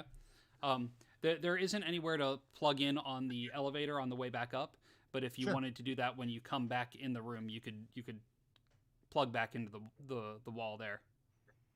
Sure. I'm going to ask Vector if he can send me the most recent batch of data from the last set of tests that were run. Okay. Yes, I can do that. Roll a presence test.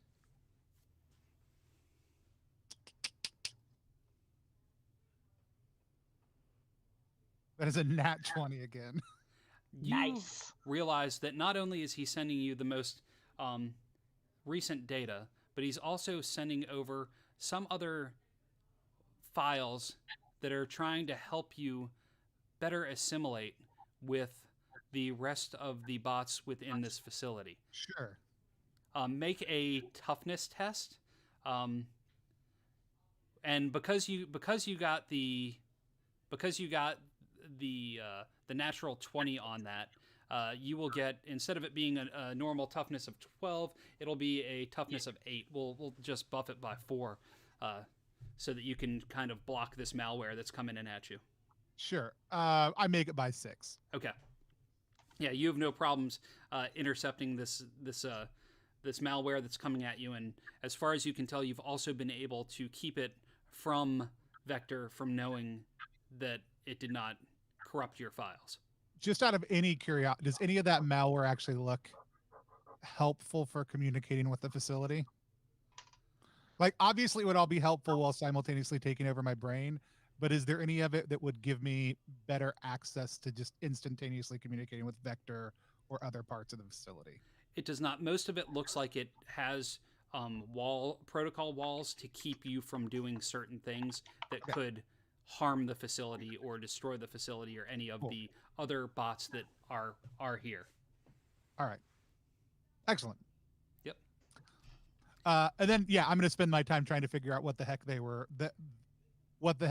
doing to down below with the human specimens. I mean, we'll figure out the giant piece of equipment thing later. Okay. There isn't that information. It just has the locations. It doesn't have the actual what they're doing within the files that they sent. Just the latest data as to what is where. Okay. You come back in, and shortly after you're back in, the door flap on the door wheels in with breakfast bars and some sort of warm brown sludge in some rickety cups. One of them is more of a oil type consistency that kinds could consume, and the other 3 are some awful substitution for coffee. CC, Matisse, and Dr. Z, you're probably waking up about now because it's been enough time, unless you are heavy sleepers and want to sleep for longer. Bing bong bing. It has been 8 hours. And everyone can re-roll their favors for the day, so that you can start with fresh saving abilities. And What was that roll again? Let's see. You are a treacherous merc. Hang on just one sec.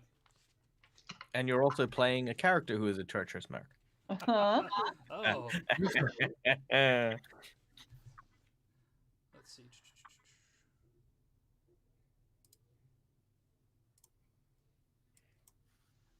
Oh, D4 favors for you.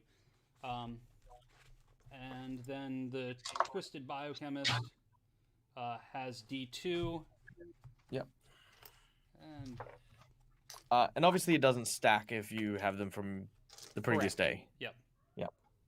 If you still had some left One. over, you could roll and take the higher one. I'm okay with that. And Emobot Okay. starts with D4.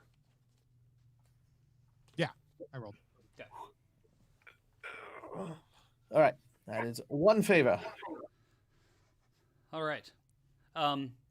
You wake up. You see the little breakfast bars, the coffee-ish sludge, and the doors. The other doors just kind of open up. The door ahead of you, the door on the side, and then you hear over some sort of intercom device. Good day. This is Vector, and thank you for eradicating that worm. Now that that has been done, after you've eaten, I believe that Kynes can escort you to our testing facility, our surgical rooms, so that we can make sure that none of you have anything else inside your heads, torsos, hearts, spines, guts. Let's just make sure we're free of worms. Sounds Let's do it. brilliant. Activate tour guide mode. Dr. Yes. Z pours out the coffee substance and reaches into a pocket and pulls out a dose of gin and juice and pours that into the cup instead and drinks it Nice. as she walks through the halls. The Awesome. viscosity on this is very interesting. How is your brown sludge? Dr. Zeke sort of he's kind of used to being on rotation. Like back when he was doing his internship, he no longer tastes coffee. It just sort of like he pours it into like this filter in his mask, and it's just like into the bloodstream. just I He has don't care what it actively made tastes other like. doctors jealous. The when you said that Kynes activated tour guide mode, you realized that the room just on the other side of the door where the little robot was coming through with the food is actually the surgery and testing area. So all sorts of tools and things like that are just in the next room. We're walking, and we're here. Huh. Welcome to the medical facility. The medical facility is not huge, but there are separate rooms with a couple of beds. There's a main surgery center with all sorts of devices and scanning equipment. All of it looks filthy. Like this room, unlike everything else, there's dried blood. There's dried who knows what all over the place. You can see little track marks on the floor from the little robots that came and brought you food, just kind of tracking things all over the place. It does not look like good things happened here. It's completely opposite from the rest of what you've seen of this facility. I thought they liked to keep things clean. I get the feeling that they don't particularly care about things that affect biological organisms. That's comforting. Well, maybe this is what eventually led to the fall of the doctors here or the facilities. Maybe they do not register these creatures or monsters as a particular concern because they only really affect the biological. Could be. As, But as you say that, wouldn't their programming to assist those here have had an effect on that? It seems like this place should have been kept clean if their programming was intact. It seems that the research is the priority, not the care of the facility. Ah, I'd love to get my hands on whatever they're researching. As you say that, just past the big bed area, the area where all the testing is done, a door in the upper right hand corner opens up, and on the floor you see the metal brain on the 6 pointy legs. It's about like three feet off the ground when it's on the ground. It was hard to tell from up high on the ceiling and when it was on attached to that giant mech suit. But it comes into the room, and you see the squares light up on its cylindrical helmet to make a little type of face. And you see the eyes go. Bloop, bloop. Hello, thank you for entertaining us in our facility. Please.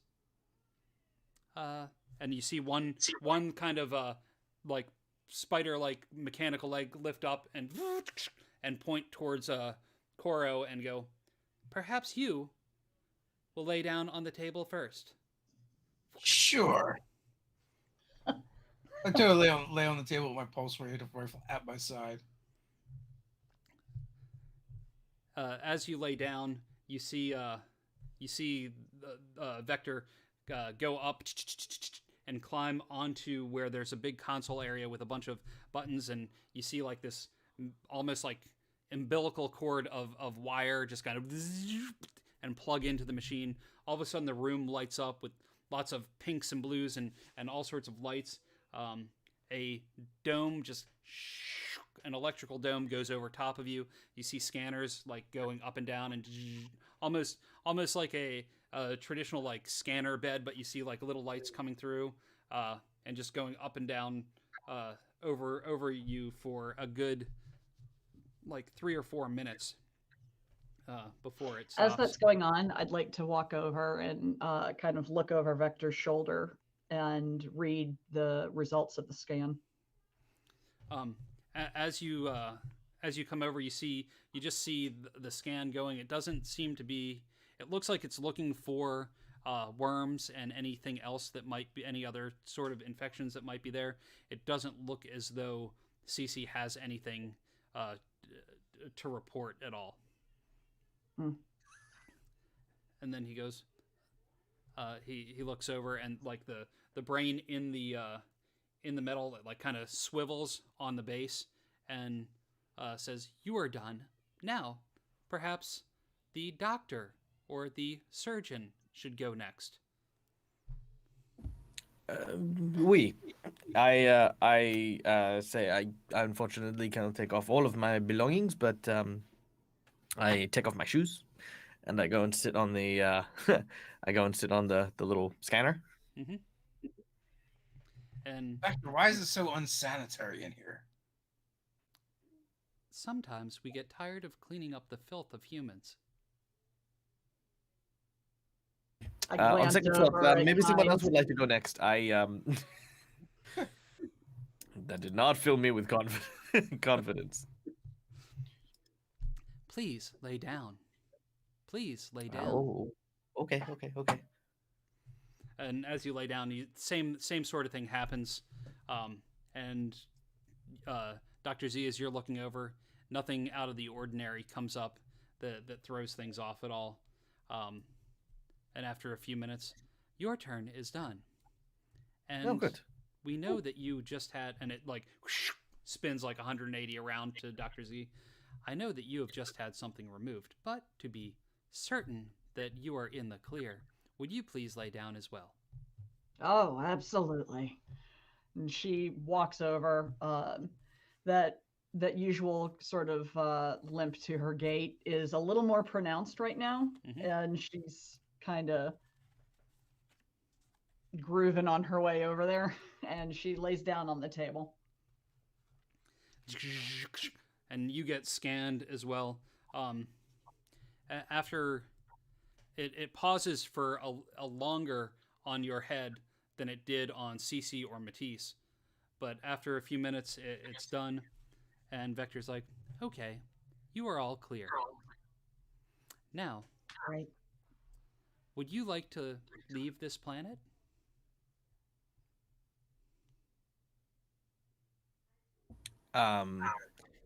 We don't have the weapon yet, so I mean, I look over at Dr. Z and say, well, if we want, we could. I think we're going to actually need to take a look at that ship and see if we can get the pieces to repair it. You said we'd need. Oh, the ship may be able to fly directly out of our facility. It's not a very big ship, but it would get the three of you off of and out of There's our four of us. facility. There's four. I'm sure that your friend Kynes 57 would be happier here with us. Vector, quick question. What are your planetary defensive capabilities? That is none of your concern. What would we need to defend ourselves against? I don't know. I'm a little concerned when we fly away from your little planet here. We should be concerned that you even found us. Was only destined that Kynes find his way here. He is the one that had the map. He is the one that will be helpful in what we are trying to achieve. Well, considering we're part of the same Legion as Kynes, we're a team. We don't split up. We're not leaving him behind. And there's one thing even Kynes didn't know. What is that? On the way in, I dropped a beacon that's going to go off in 48 hours if I don't deactivate it. Beacon. That was very unkind of you. Just a little precaution. But on our way out, we can totally pick it up and deactivate it. Sure, Kynes would make sure that was done. Kynes, what do you think of all this? I think we should check out the ship. Sounds like a plan. Let's go look at the ship. Follow me. And Vector hops down off of the area where he was getting the information about the scans. He leads you through a room it's now north of where you were and where you had been sleeping. It almost looks like a receptionist room that would be at this kind of doctor surgery type center at the within the station. As you walk through, everything here is dirty as well. It looks like there was some sort of fight or something in this room, like chairs or the couch that's in here is broken on one side and leaning down. Anything that would have been on like the top of like the kind of reception counter is just kind of busted and broken and turned over. The door outside this hall opens up, and it opens into the main corridor, and standing in the main corridor is that big mech suit body without the head, and you see Vector climb up on top of it, perch up on top of the flat area of the top. That same kind of mechanical umbilical cord just goes down into the body, and you see him and lock into place, and you see his head turn, and something in his eyes, instead of the squares that were there, now just kind of has a arched brow with no eyes and just looks a little more menacing than he did before. Kynes, we gotta get you one of them. As we're walking, this time Dr. Z sort of hangs back and walks next to Kynes. We're gonna need you, and whispers, but for sake of audience hearing, I'll speak. We're gonna need you to get down there and get the piece. It's all on you. Can you do it? I'll see what I can do, Doctor. All right. We won't take off without you. Understood. And then she's going to kind of walk up to Cece. Whatever you do, stall getting that ship to actually turn on and take off until Kynes gets back. You walk down the far end of the corridor. where it opens up into a small section that it lights up as you go, and you see at the far end, it's like this round facility ends in a room with a bunch of tables. It could be somewhere where the people that used to be a part of this facility would gather, perhaps sit and have coffee or eat. But on the right-hand side, there's a wide, 40-foot wide stairwell that looks like it's going up to another level. You walked over what looked like it was probably a big elevator to go down to the floor below. It was the cargo elevator platform that you walked over to get to this T in the facility, and you see Vector just kind of pivot 90 degrees to start walking up the stairs to go to the second floor. Is everybody following and going up to the second floor? Yep. Yes. Yeah. Okay.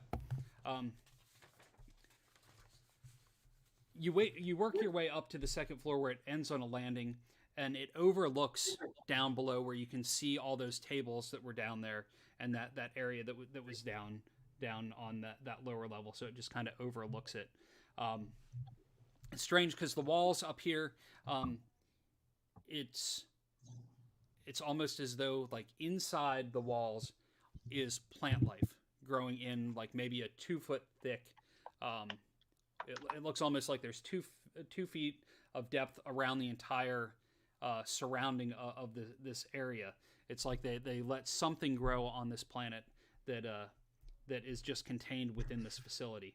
And as you follow Vector, it doesn't take long to see that in the very center of this second floor there is a landing pad, and there is a small ship that's just a small exploration ship that has room for like 1 pilot, and then a small room in the back where you could probably fit 3, 4, maybe 5 people, and that's about it.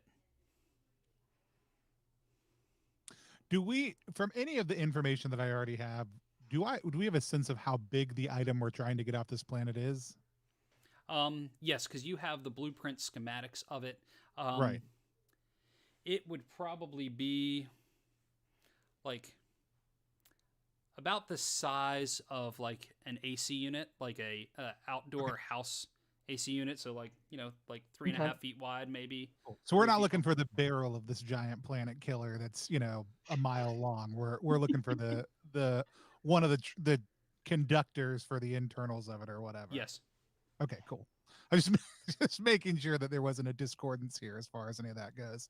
Yes. It could fit on the ship. Okay. But it would fit on the ship, and then we would fit on the ship, and then that's about it. Yeah, there probably wouldn't be much room for anything else. Awesome. So. Right. Well, we'll inspect the ship, see what we think, if we can get this puppy airborne and what needs to be done. Victor, how long has it been since the ship was activated? Let me see. Probably at least 33 years. Yes, 33 years, 3 months, 3 days. Oh, I hate ancient technology. Ancient? That is not that old. 33 years in ship travel? That's pretty damn old. I have not ridden on a ship. Never. No. But, wait. Yes, there are memories of ship travel. I've seen it before, but I have not ridden on a ship. Well, Vector, before you go, one of us could take you for a ride on the ship. It's the least we could do for your hospitality. That is incorrect. I will not It's something leave the we facility. would like to do to thank you for your hospitality. I understand. Please, see if the ship will take off, and see if you can leave the facility soon. We'll do that. We'll let you know. You see Vector walking towards the stairwell and working his way back down to the floor below. I toss a look over at Kynes. Entering stealth mode. I'm gonna skulk back down the way I came and go back down and see all the other stuff that I already saw again. Okay, so you're gonna work your way down to the bottom floor. Correct. Okay.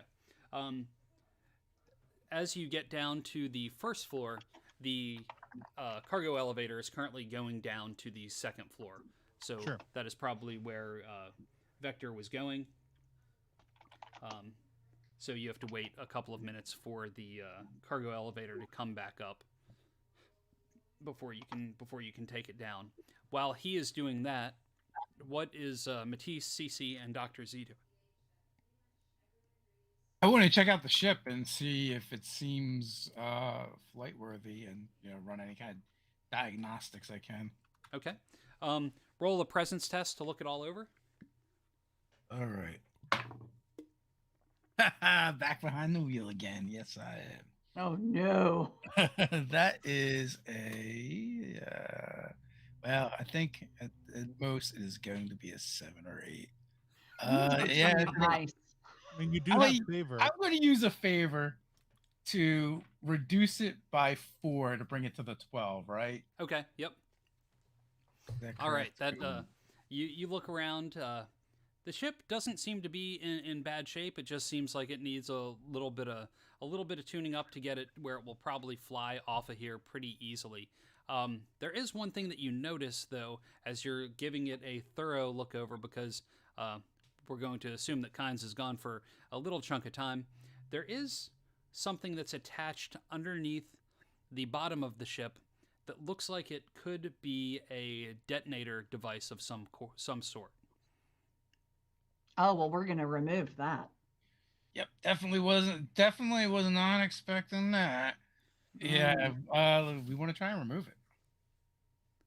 Okay, who's going to try to remove it?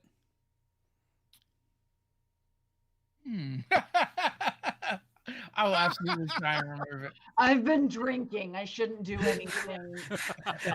I'm a doctor, That not an means you have engineer. to depend on Dave's rolls. That's the problem. Okay. All right, I'll do it. Come on, I still have one more favor left. It'll be fine. Do you want to do it, or you want me to do it? I'll absolutely do it. I'm Okay. not afraid. All right. I'm not afraid to blow up a second ship. No, especially lying underneath of it. Yeah. All right. What do I need to roll for this? This is going to be a presence as well, and this is a little more difficult because they really fuse this thing in there. And do you have any? Do you think your character would have experience with explosives? I mean, treacherous Merc. I don't know. He's instead of it being a 14, we'll make it a 12, so it'll be like a standard DR. Okay, and that's a presence. Yep. Or agility. We'll do presence because it's yeah. That is a 12 on the dot. You're like, 10. Is it green or is it purple? And you second guess yourself for a second, and then you do it, and holding your breath, you manage to pop off this big explosive device, and you've got it. What would you like to do with it? I'm gonna take it on board the ship with me. Mm-hmm. And be like, we need to talk to Kynes and figure out where we can plant this on this base. So when they detonate it after we leave, they're definitely going to screw themselves. Why don't we hide it back in the hospital room? You said we were allowed to explore the first floor. I would rather try and find some place where it's going to do more damage. Maybe blow up those Kynes wasn't below. here to get it before. Well, we could muscle our way down there, but we don't know how many bots there are here. Wait, I wonder if we can had find enough to exterminate the entire facility. I wonder if we can find Vector's mech. How big is this bomb? Like, It was like about this big, like Yeah. like That was a 18 big bomb. inches by like 12 inches by like maybe 9 or 10 inches. I mean, I would love to add some junk to Vector's trunk. Well, we could always wait till he comes back and you could smack it on there. I don't think it's going to be as simple as, putting a don't either. peace sign. No, I don't know that we'll get a chance to plant something that big on him without him noticing. Certainly not before they detonate it. Is it possible to interface with the facility's computer systems via the ship? Yeah, you can give that a try. Before you do that, though, let me get to Kynes 57 because it took a little while to get that off of the ship. So, Kynes, you made your way down the elevator, and then did you head? Tell me what you would like to do. I'll kind of scan for Vector quickly, Okay. just to see if he is visible. Okay, make a presence test.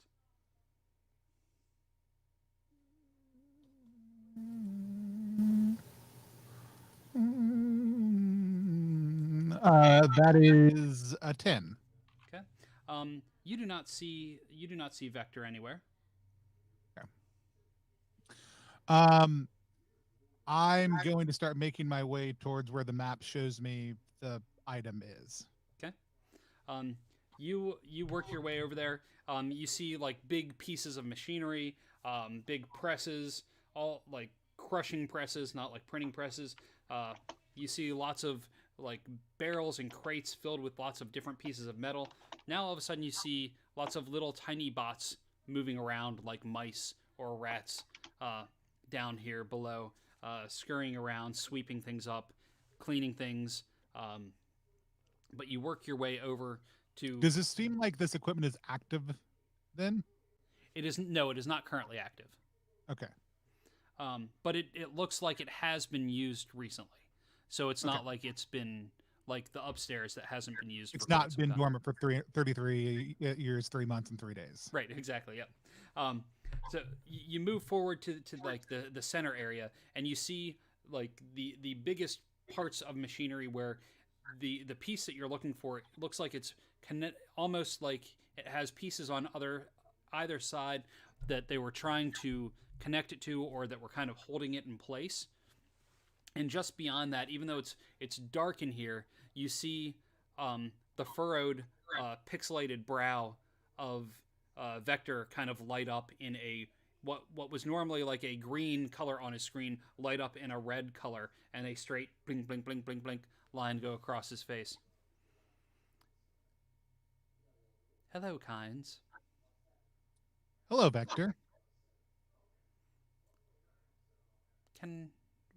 I know that you have free reign over the facility. Did you come to inspect the work that was being done in the before times? I did. I came to inspect the work that was being done in the before times and to become updated on what is happening now. Well, this is not necessary. You do not need this stuff. Here. And he comes around the side, comes around in front of you. Let us lead you to the new worms that we are working on. Yes, update me about the worms that you are working on. Well, how was the new one to add to the stock? It will grow.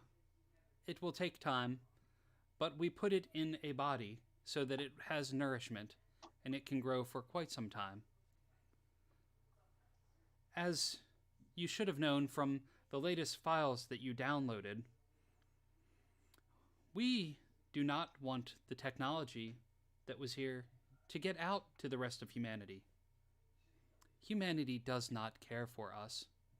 They just want us to clean their messes.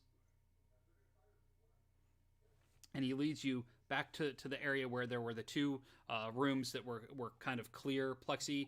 The first one, he's like, he looks over to it and he pushes his big his big pinchers up against the door to open it up, and he detaches himself from the mech suit, crawls down, and goes inside.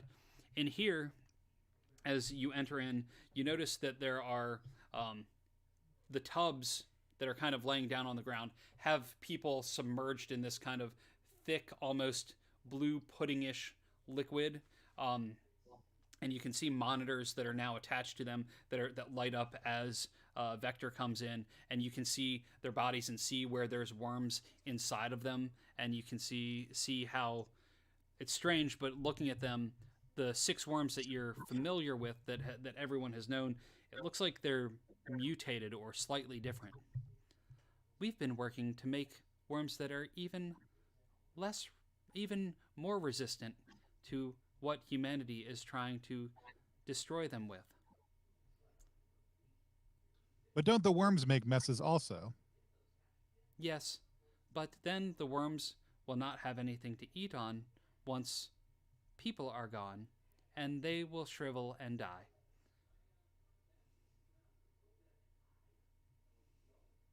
Interesting. We can fix your programming so you have more to care about than cleaning up after people. Oh, I'm able to do a number of functions. So, would you like to connect in to this system and learn more about what we are doing? I already feel more connected to the system. What should I do? Well, in this room, we have more information about the protocols and the way to help facilitate the growth of the worms, especially if you are going to become a caretaker. That sounds fascinating. Go ahead and connect me. He goes up and uses one of the claws to pull down part of this monitor that then has like a port on the side. Go ahead and connect on the side. Sure, I plug in. Okay. Roll a toughness test. Okay.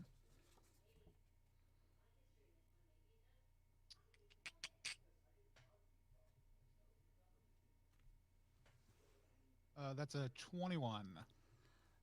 Yet again, you are sensing the files coming in, like the corrupted malware files that are trying to overwrite your existing protocols, and there is lots of information in here as well that you're getting, and you're understanding how they are using technology to change the DNA of the worms and how it's affecting them.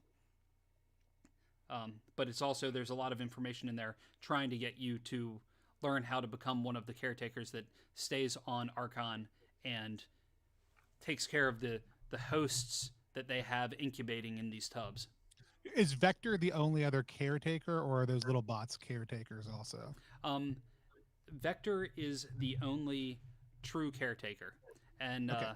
Because you rolled so well on this, looking back, it looks like Vector has a lot of knowledge that was downloaded to him from one of the previous engineers that was part of this facility when humans were still working it.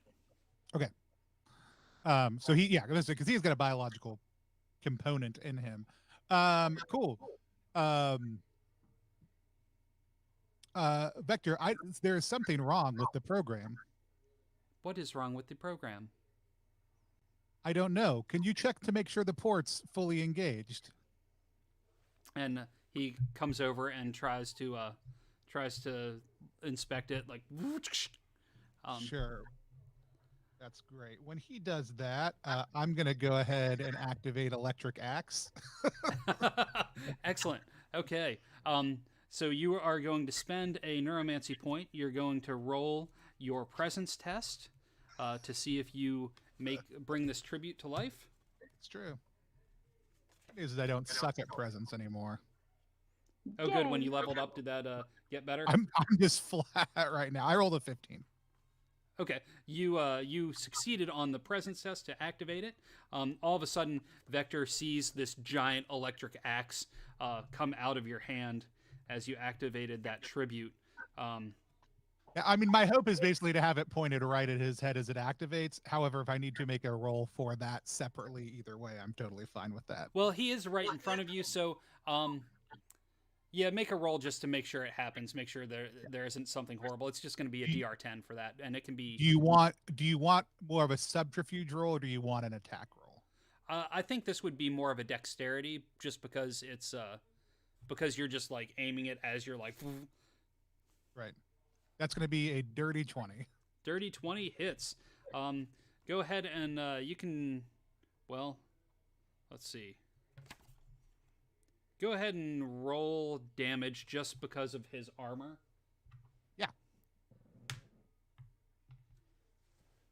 That is a 10. You like the electric axe just shoots up and goes something about as it electrifies, the blades on it just go straight through the glass tube, shattering it. It slices the metal brain, taking chunks off as it. You feel like the electricity charge even more as the green goo that's inside this dome just kind of oozes all over it, and it's crackling and burning with the electricity from the axe, and you hear Vector,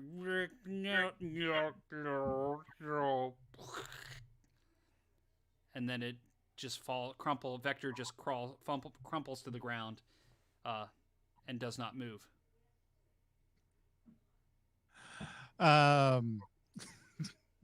Deactivate electric axe. So I am going to, based on the information I just had downloaded in my brain about the caretaker program, do I know how to make it at minimums catastrophically stop working, at maximum blow up? So you I know we that have an there explosive are. device upstairs, but I mean, Sorry, say that again. I said I know we have an explosive device upstairs, but just from what I just learned in my brain, Right. do I know how to make this stuff? So there are 7 large worms that are in their own tanks. There are at least 4 worms. Like now that you have time to kind of go over all the protocols and look through it, there are at least 4 worms that are in human hosts right now, and one of those hosts is cryogenically frozen. The other 3 are actually like they're growing inside of them. Okay. So then maybe if it's all right, though I'll reactivate it if I need to. If I can retcon deactivating my electric axe. Yes. Yeah. I'm going to just kill everything. Okay. So I'm gonna, but for the sake of ease and everything's contained, well, at least the humans that are in the blue goo, the 3 of them, you can easily just chop, and they are good. As you move into the room with the 7 big tanks. Oh yeah, I only want to kill the humans. The worms need I don't understand how those things work. Okay. As a character, I think Kynes assumes they'll die without a host. He doesn't have a lot of worm knowledge. He's only interested in killing the host with worms inside of them, because if there are no human bodies, he feels like the worms are at that point stuck here at least. Sure. And so okay. And then I just want to kill people, Brian. Yes. I just want to kill people. Of course. Understood. I want to kill defenseless worms. That being said, do you want to go to the one that was cryogenically frozen and kill him as well? Yes, I do. Okay. That is in the other side of this lower facility, but you follow the map in your brain to it, or in your system now. And this one, as you go to look at it in the freeze, it looks like that first character, that first person that was kind of the hologram on that robot that was welcoming you when you first came in. So you open up the cryo freeze chamber and just kind of chop his head off. Yeah, I'm not going to say that this is. I'm not going to say anything other than this may be the most satisfying human that Kynes has ever killed, which has only been 4 to this point. But the fact that it also is the face of all these little robots that he hates inflicts deep satisfaction and glee inside of his processors. Awesome.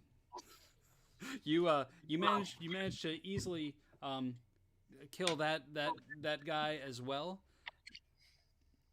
While all this is happening, upstairs with CC, Dr. Z, and Matisse, what is happening with you all?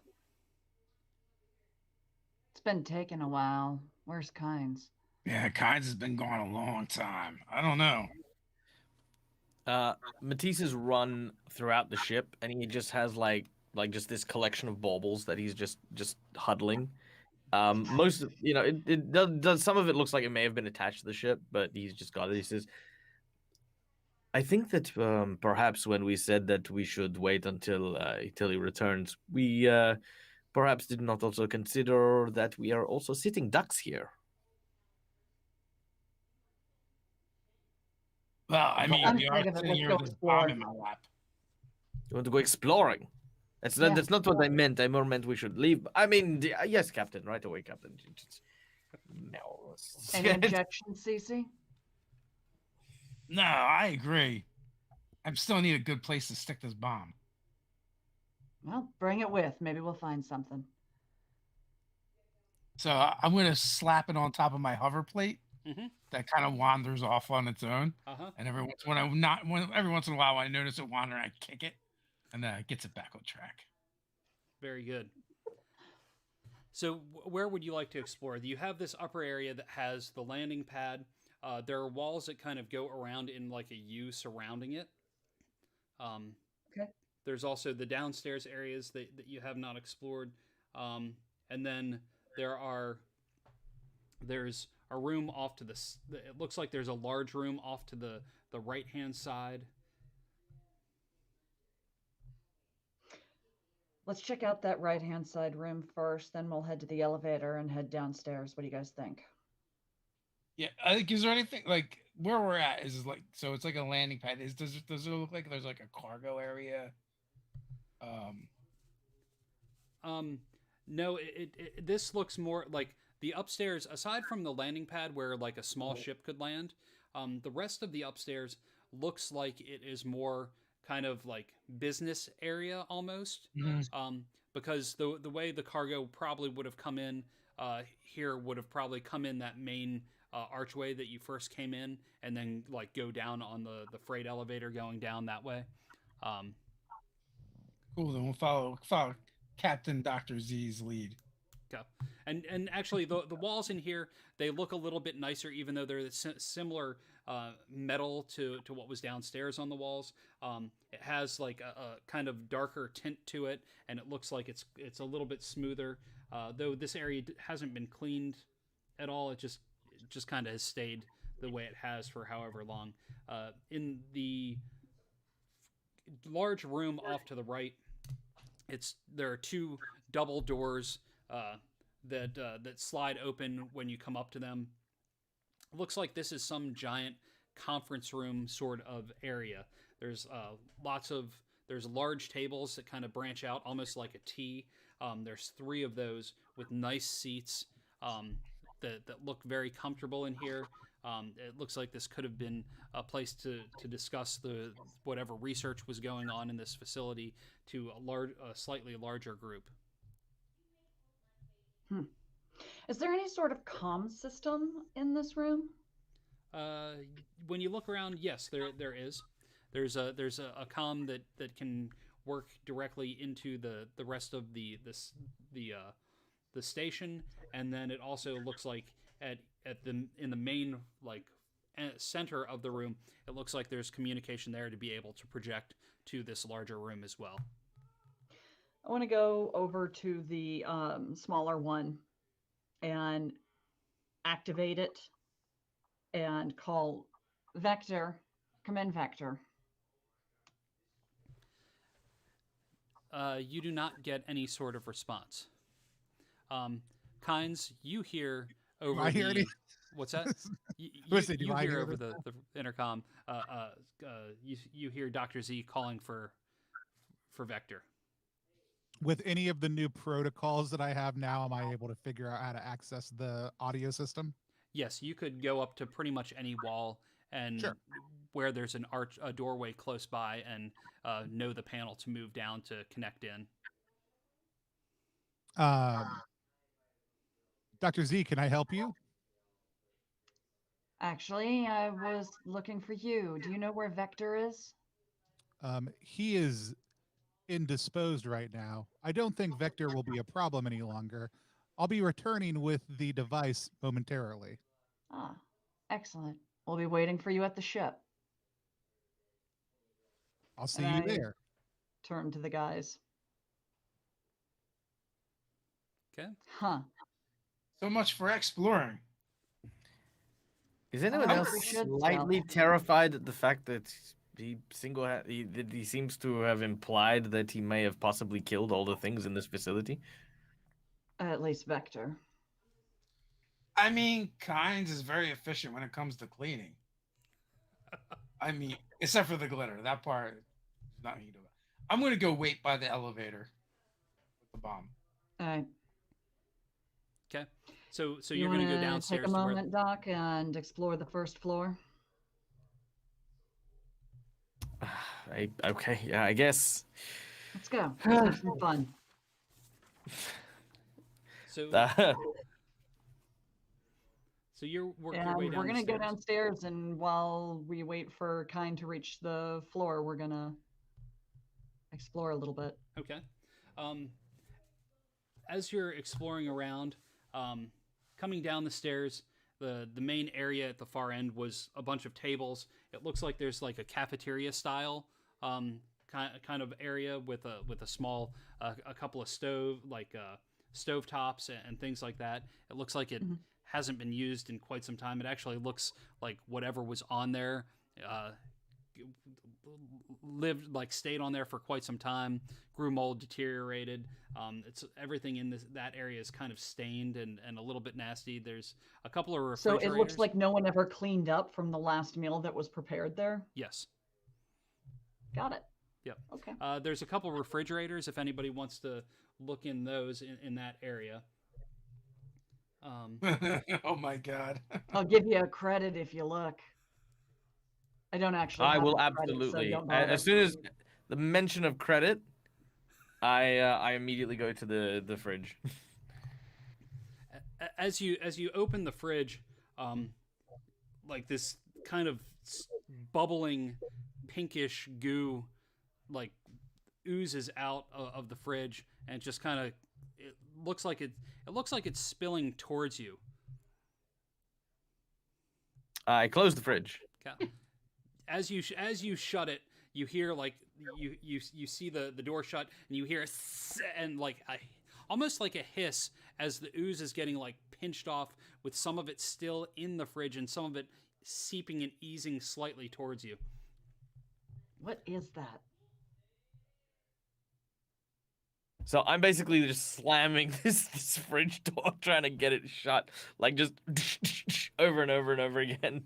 You shut it, but what did Doc, fall out move is your just feet. kind of. Oh, so it's snapped. So like the ooze is sort of snapped, pinched off. Okay, yeah, I see. I see Yep. what you're saying. I see what you're saying. Yep.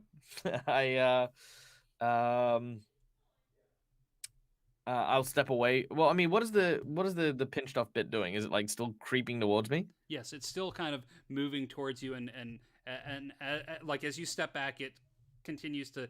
It's almost like it's sliding downhill, even though it's a flat surface. It's sliding towards you. Okay. Is there like a glass or a cup or something that's nearby that I might be able to poke? You look around, and there's like a container that you could try and scoop it up into. Sure. Well, I just more want to kind of put it over the top. Oh, gotcha. Like, Yeah. sort of- Yeah, go ahead and. But I'll yep. It's going to try as you try and do that. It looks like it's trying to move out of the way. So just make a easy dex check to see if you to see if you're able to cover that thing up. Easy. That is not a natural one, but a 1 nonetheless. You try to contain it. It slides instead up against your foot. Roll another dexterity test to see if you can avoid it actually hitting you. Oh God. That is a 5.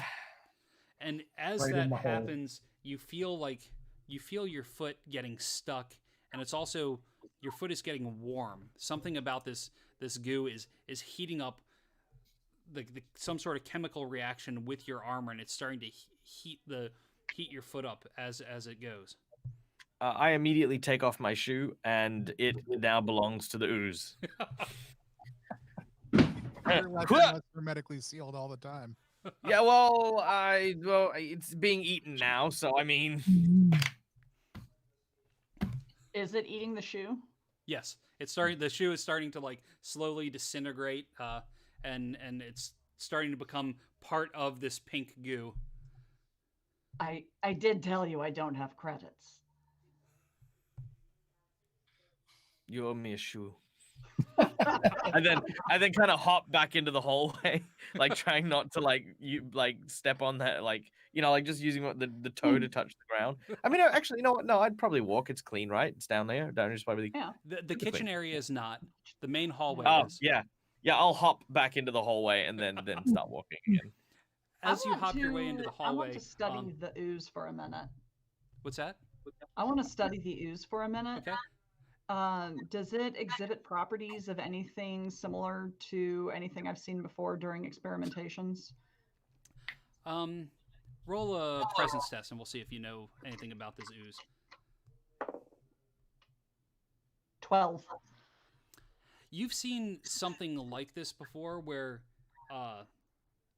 the wrong things were combined together, and it's not like the ooze is sentient in any way, but it needs to keep feeding itself, so it needs to keep moving and getting bigger and absorbing things. And so it probably had gotten everything within the fridge that it was in, and when it came out of the fridge, it then has more space. So as much as it can consume, it will grow to take up that space. Got it. So as you do that, and after it finishes, if you let it get to the point of it finishing the shoe, it'll start to slowly move towards you.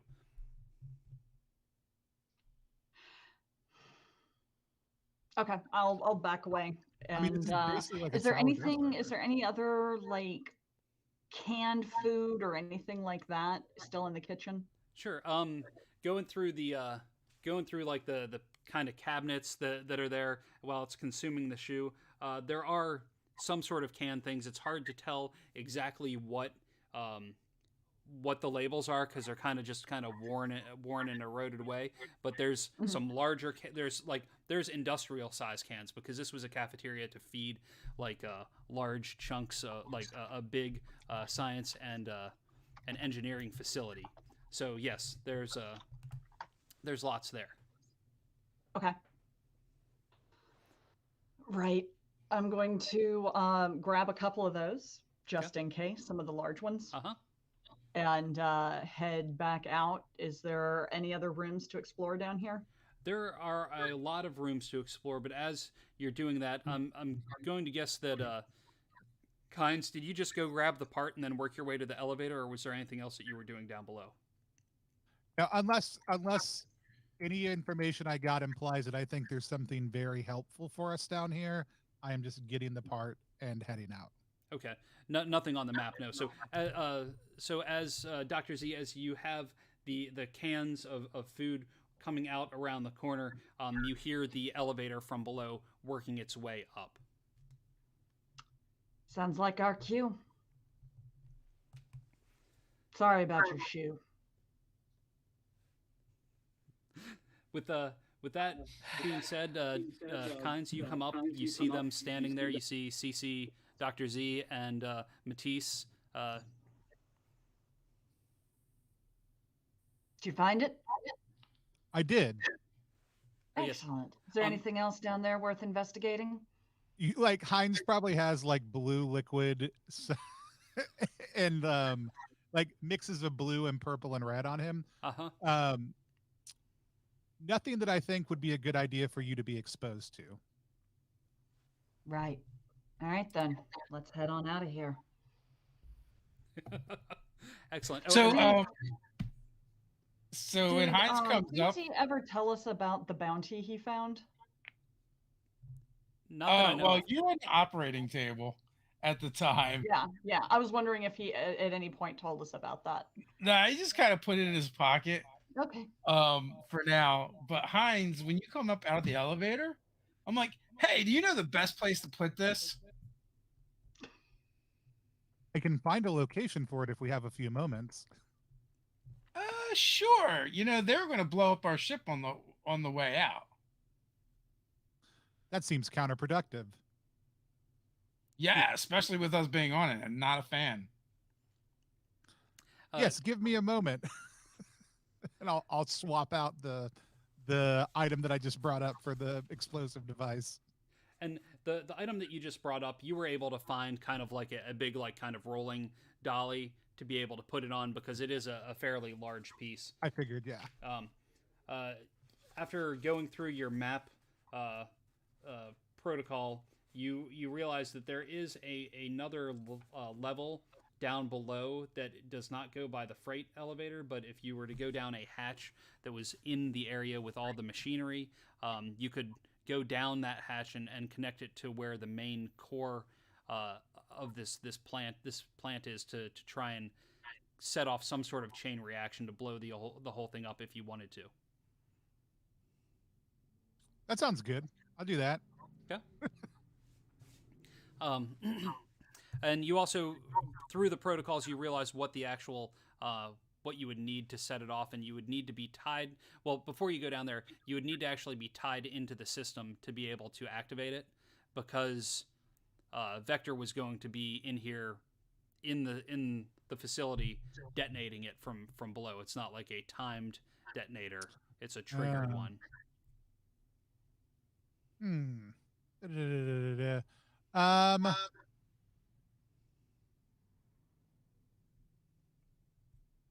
But there's like a bunch of industrial equipment downstairs, right? Yep.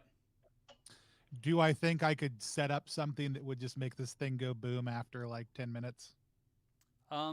Yeah. I think you could. Like whether, even if it's just like, I'm going to put in a press, or here's a laser thing, or the power conduit is going to start in 10 minutes. Yeah, whatever.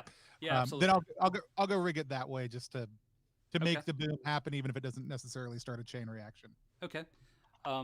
You go down, roll a presence test to. I'm not dying. What's that? I said I'm not gonna die to make this thing go boom. Presence test. It's a 19. Awesome. Okay, you set it up. You feel pretty confident that that you've got it set up right.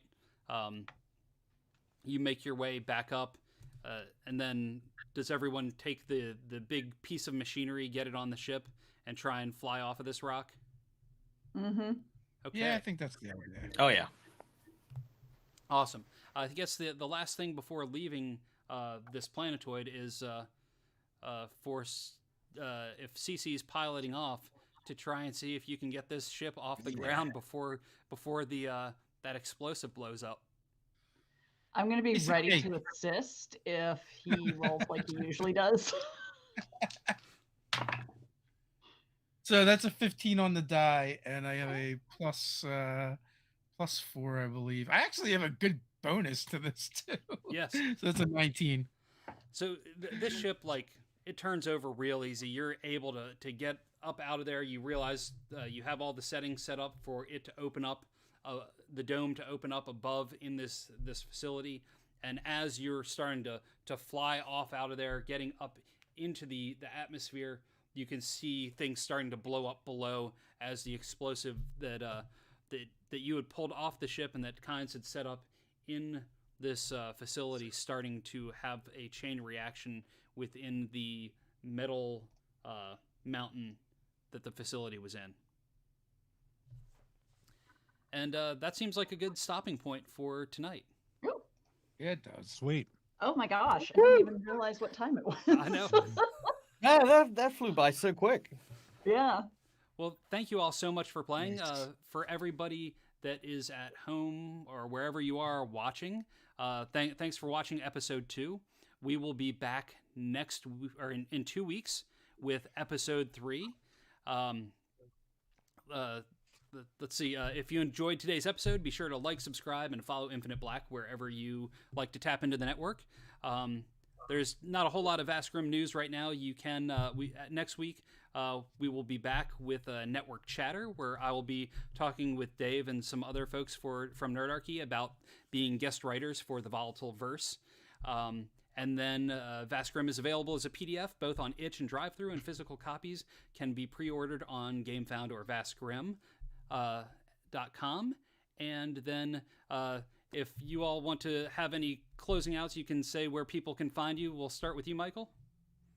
My name is Michael. I'm the DeadAussieGamer. You can find me anywhere you type DeadAussieGamer. I have my own Twitch channel where I do a lot of tabletop role-playing games, and a YouTube channel where I do on-request advice videos. So if you have questions about role-playing or you want more information about that sort of thing, shoot me a message and I'll make a video and put it on YouTube, and that's where it'll live.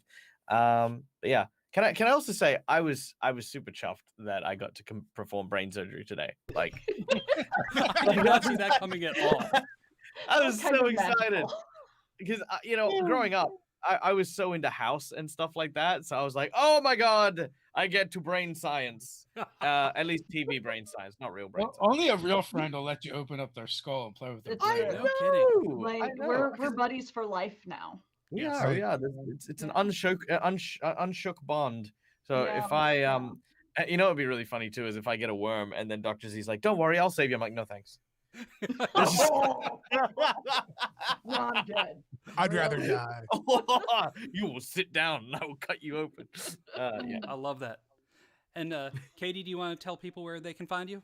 Sure. My name is Goblinkatie, aka Katie Downey. You can find me on all the socials at Goblinkatie, Katie. And let's see, you can find me on Sunday evenings at 7 p.m. Eastern Standard Time on twitch.tv/rockpunchatl, where I play in the D4 stream.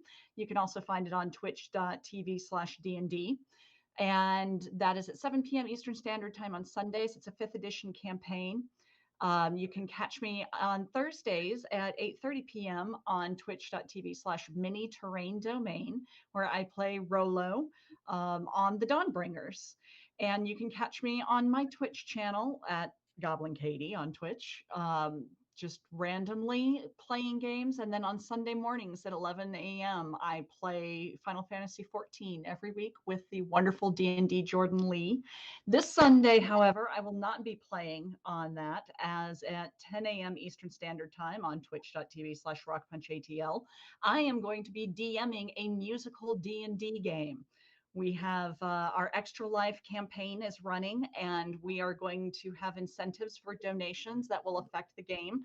But this is a musical game, and it is going to be amazing. We've got an incredible cast. If you check out my Twitter, you can see who all's on, and I hope to see you there. Awesome. And Dave, where can folks find you? You can find me at Nerdarchy on YouTube, Nerdarchy Live on YouTube, and nerdarchy.com for videos and live shows and lots of articles about RPGs and gaming in general. Excellent. And Tony? Yeah, when I'm not downloading new protocols on how to murder people, you can find me at +1EXP on any social media platform. We're a weird little brand that multi-classes in tabletop game design, beard and skincare alchemy, and the Bardic College of Content Creation. Just passed 1,000 subscribers last month over on YouTube. So if you check out our YouTube channel, we do. Thank you. We do reviews, actual plays, other stuff like that, both there and on Twitch. And so at +1EXP is the best place to find all of that information, or +1exp.com for all of our games, as well as all of our beard care products. So you check any of that out, or just at me about anything.